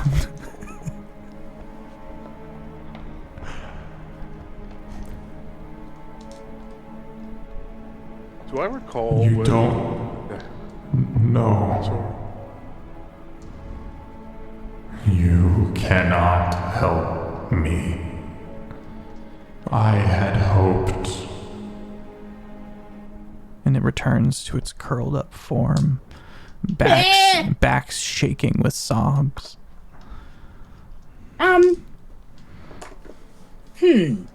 Okay. I'm going to do something. I am going to reach into my wonderful pockets. And I'm going to bring out this. Okay, first, is there a breeze in here? Is there moisture? Is there anything that can change the conditions? There's a bit of moisture. Okay. So, two things I'd like to do, and I'll happily roll them however you like me to do them.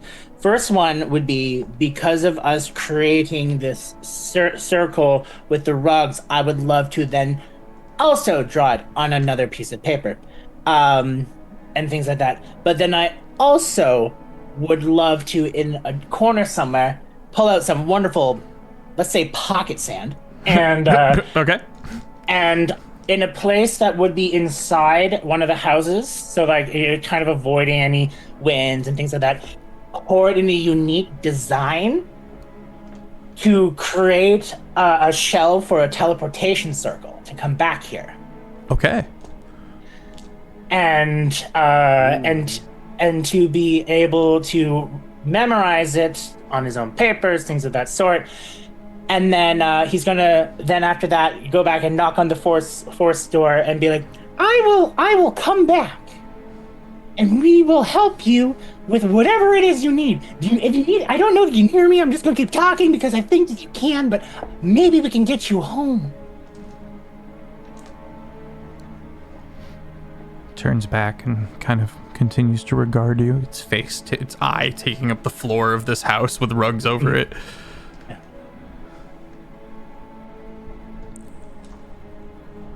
Help me. I burn away the vacuum. I keep you safe. Please. Please. I feel like there's something I'm missing here, in sense. The void. That which was the Shadowfell. The great nothing. It burns at my touch. I will not let everyone who's left die. What is your name?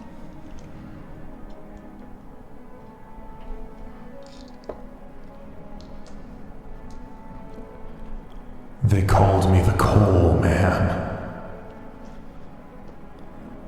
The Waxen Herald. I'll write it down. I am Hisa. And I want to make sure that I understood what you're saying correctly. Is he saying that he's holding back something in the void or protecting? He seems to be wielding the lava, and he is burning the void to keep it away. Which so he's scientifically in the void makes no sense. No, of course he's in the void with the lava, and the lava is his protection from and keeping us protection. He's okay. So perfect. I'm going to use this. I'm going to just roll for a personality thing. But you wait. Yeah.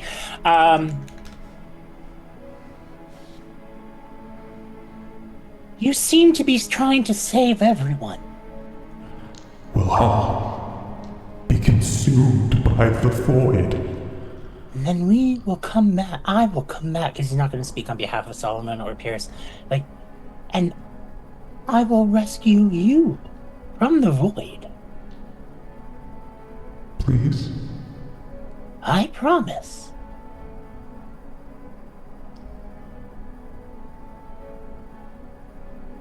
They never said I could stop. You can do whatever you want. No, I have to save you. Yes, of course. But we will also save you.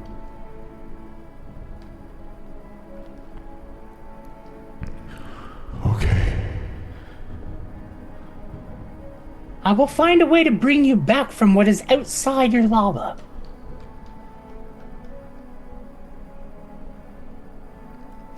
I think Solomon and Pierce are now standing in the doorway watching this conversation as well.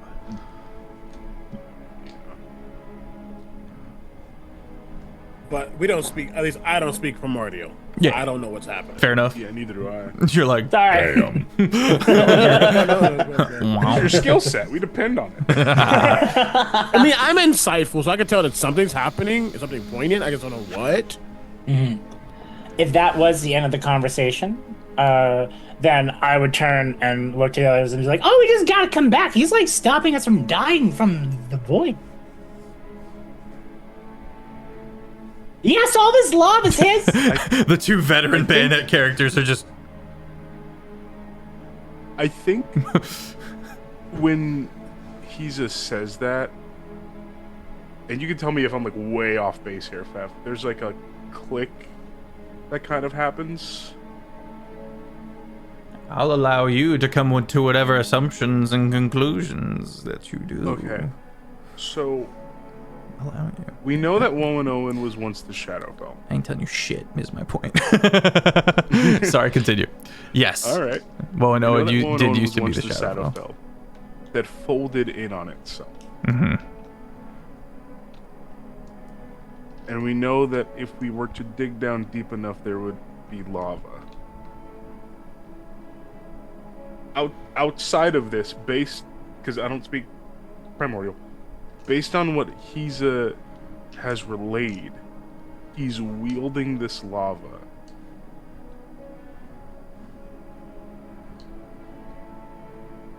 Did someone put him here? Seemingly. Sovereign. Okay. Then whatever is outside of the lava, potentially nothing, is outside of the Wowen. Sovereign's control. Yeah. And This is the and outside farthest the Wowen. Sovereign's ever been able to get. And really quickly, I clocked something. Not to like show hop. Terraform went into a void-like space. You're Which skipping was close along it. to, so like in a way, we're close to that area right now. We're on the outskirts of the universe. Of the universe. Oh, you all its- Umbral Storm. Which is troublingly not the astral. Not the astral. No, we knew that. Yeah. Yeah. Is that... Oh my god! Is that why... Fuck, I'm forgetting Lex's character's name. Oh. Ilya or something? Ilya. Yes. Yeah, I'm near Is positive that it's why Ilya. she was still able to commune with her deity here? Maybe. Because in a way it was still close? You mean the Father of the Void? Yes. From Void Scourge? Nah, there it is. Maybe.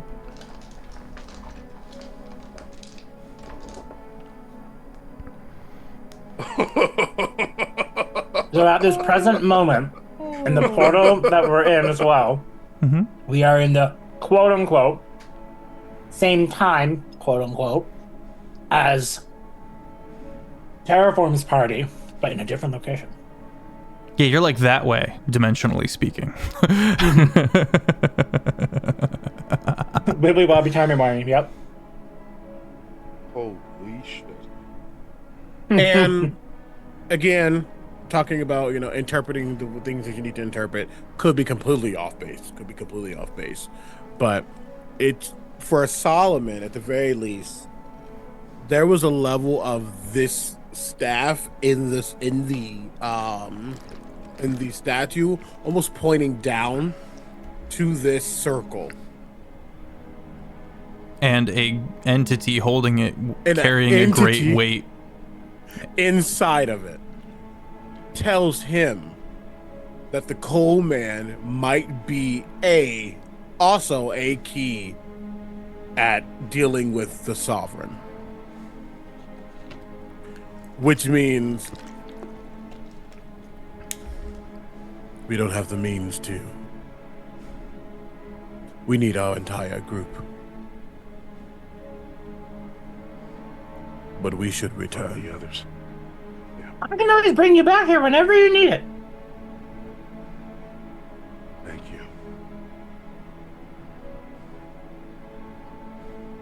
you. Sir kind of like I saw taken that. aback at his own words. Character development. To blame it on the memory of Puff. There you go. It's yeah. He found like the one soft spot that this character has. Poking it with a stick. And I would just say, if it doesn't work, that's okay. I think it's more about the principle of the thing. But you mentioned that like his head was like up to like the glass, essentially. Like, are his hands also like there? Big hands. He can't communicate with the guy. Them, don't know that pronouns. Can't communicate with them. Yeah, them is I think safe in it's this less case. about sure, yeah. I think there's a level of not needing to speak, but just an intention. Everything is a prayer, even if it's not vocal. And he takes off his gauntlet with the writhing darkness of death upon it. And he places his hand on top of where this entity's hands is. A sense of connection to make a vow to return. Now he's not touching them necessarily, but you know, that thing that happens when I touch things or people with that hand specifically, the vision, the truth of his dogma. If it assures this creature at all. Do you need me to translate for you at all? No. The Sovereign, in a way, is preventing that because of the force field, That's okay. and that has so much symbology. Yeah.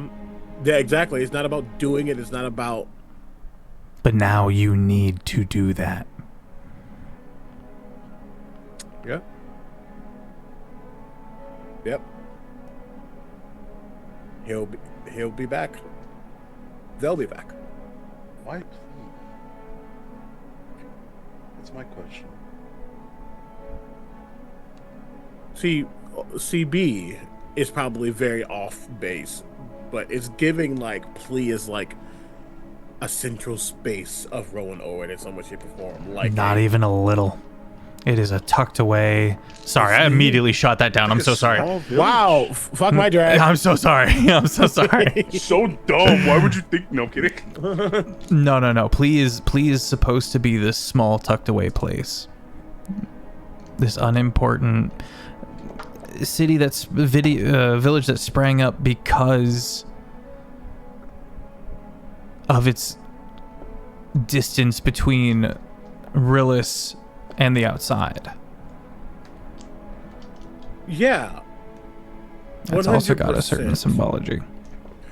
I think there's also a level of it's not the butterfly effect where the butterfly becomes the tornado or the hurricane, but it's a level of you don't expect that small thing to become so important.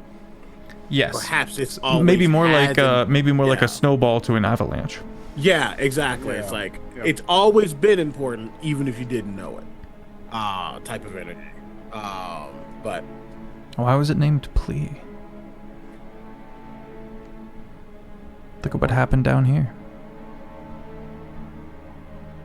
I don't They like pleaded that. for their life. Yeah.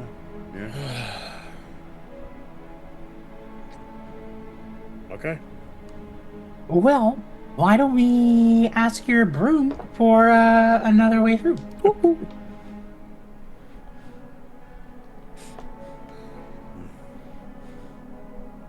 I'll like glance down at this eye on the underneath the floor. Oh, does your broom have eyes? It's not really a gnome. I don't think. Oh, how? Well, like, it could see. It was able to see before, so he's just gonna hold up his picture of the teleportation circle that he made for this location, so that he can add it to his own logs. Hi, Mr. Broom. This is what you Brooms does. You can Beldrick. Beldrick. This is the teleportation circle for this location that I have made. In case you would like to bring them back here, without me, but I would love to come back. With I you do just not to- have oracular vision. Oh, okay, bye. It's also communicating with him here. There's like a delay. It takes a while. Oh, okay. Yeah. We'll be back. Yep. Shit.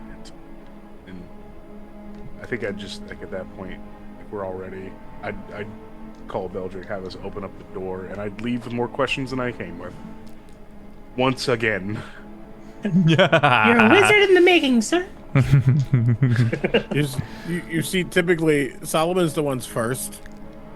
But I think intentionally Solomon is last, not to be like last with this entity, more like you see him taking a mental breath about whatever they're about to experience next, because going through these teleportation circles has not been simple, ever, Nope. ever. So what's Multiverse next? of madness looking ass. So he's just, you know what? He does a thing he never does. He pulls a flask off the side of his belt and he takes a drink. Alcoholic dad, add it to the bingo card. As a note, I do not have to eat or drink. I do not have a necessity to do A so. little bit of liquid courage. There's A just little bit a of liquid- vodka. There's a, oh my God. Walks through. Now, because the three of you are surrounded by such heat, you're no longer like oily, but you are sticky. And it is three sticky adventurers that step through the portal into the next room, and that's where we're gonna call it for tonight. Oh, Oh man. My Lanta. Louise. this is fantastic. Chat, thank you so much for being here. Stick around, we're gonna do a raid. I hope you had a good time. We are back, baby. I hope everyone had a good holiday season, and I'm very excited to be continuing on. Honestly, I'm chomping at the bit. This has been a fun season. I'm Sir Pfeffer's Humble Dungeon Master, the Longshot Table. Thank you for being here today. If you like the art, shout out to Oddity Draws, phenomenal creator. Go show him some love. And do check out. We have 4 campaigns: Tuesdays, Thursdays, Saturdays, and Sundays. Tomorrow we got Thistle and Quill, a totally different vibe. It's dark academia set in the Feywild, and it's pretty. I take 2 campaigns worth of yikes and put it into this one, so that Thistle and Quill can be so pretty. I kid. It's got its own horrors. Yeah. What else? I got a video coming out soon. About Join the Heinefall. Discord. Yeah, come on over to the Discord, where we got visual aids and most importantly, bingo. Bingo! Oh, And you're so right for that. I was like, do I have to alley you this? Yeah. It's a phenomenal community that we've built over these years. Do feel free to come vibe. Yeah, I'm Fef. Let me throw it over to our phenomenal guest and our Tuesday player, Shane Whalley. Hi everyone, my name's Shane Whalley. It's lovely to meet you. You can find me everyone as Shane Whalley, and tonight I was playing Hiza, the Bibliomancer Wizard. Having a wonderful time, a little chicken time. Became a chicken nugget very soon. It was very quick, very nice. Then became a spicy nugget shortly after. It was great.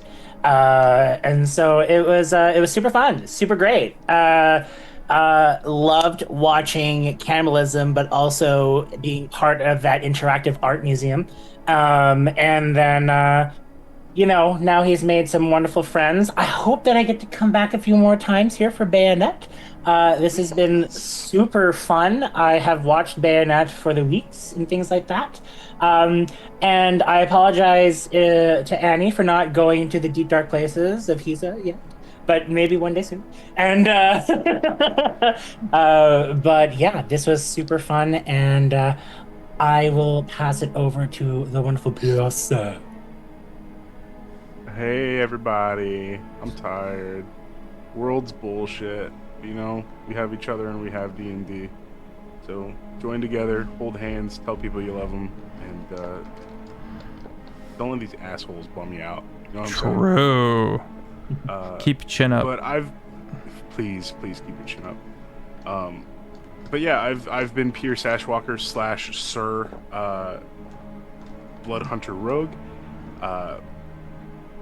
Pierce and Sir, I don't know. I didn't expect Sir to have like a heart softening moment this campaign at all. So it's kind of caught me off guard, and I don't know how I'm gonna proceed with that. I got questions to answer essentially, and I have questions, and I'm not gonna have the answer to because Fef wants to be enigmatic. So I guess we'll cross that bridge. Yeah, fuck you. No, I'm kidding. But yeah, I'm Andy. If you'd like to see more of me, you can find me over on TikTok. I make little goofs and gags based on D&D, TTRPG, and other random stuff that pops into my head that day. And I just like goofing off. Yeah. Goofs and gags. Have a great night, and I'll toss it over to CB. Hello, hey, I hope y'all are having a wonderful night. My name is Omega Jones, also known as CritBard. CritBard across all social media channels. Pronouns are he and they. I have been the resident old man, Solomon McLean, martyr of the end. He who, gosh, did not expect tonight to happen as it did at all. Jesus. I don't think I've ever played a more devout character. Hell yeah. Ever. And my first character ever was a cleric. I think Solomon outdoes that slightly. Hell yeah, let's go. Just such a cool moment. I want to give another quick shout out to Shane because I was like really wanted to play Solomon tonight, so I'm happy that it still got to. Yeah, very excited about what comes next. I don't know, he doesn't know, but he's walking with faith. Yeah, find me many places, including Tuesdays for Terraform. And I do want to shout out Tuesday afternoon before Terraform over on twitch.tv/Wounded Warrior Project. It is the finale of the Fourth Age, which is the multi-award winning Lord of the Rings actual play that I am part of. And it's going to be really, really, it's our epilogue episode. That's how much of a finale it is. That's amazing.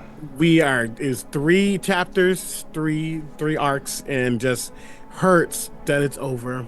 So I would love you all to come check that out. Again, that's twitch.tv/Wounded Warrior Project in the afternoon. Check my socials for specifics. Yeah, that's me. Back to you, Fef. All right, everybody pile into this Raver Giger Kick It with Latinos Against Spooky Shit, who's got something to celebrate. So everyone pile in and go congratulate him for me. I love you guys. I'll see you tomorrow for Thistle and Quill. And yeah, bye-bye. Bye. Bye.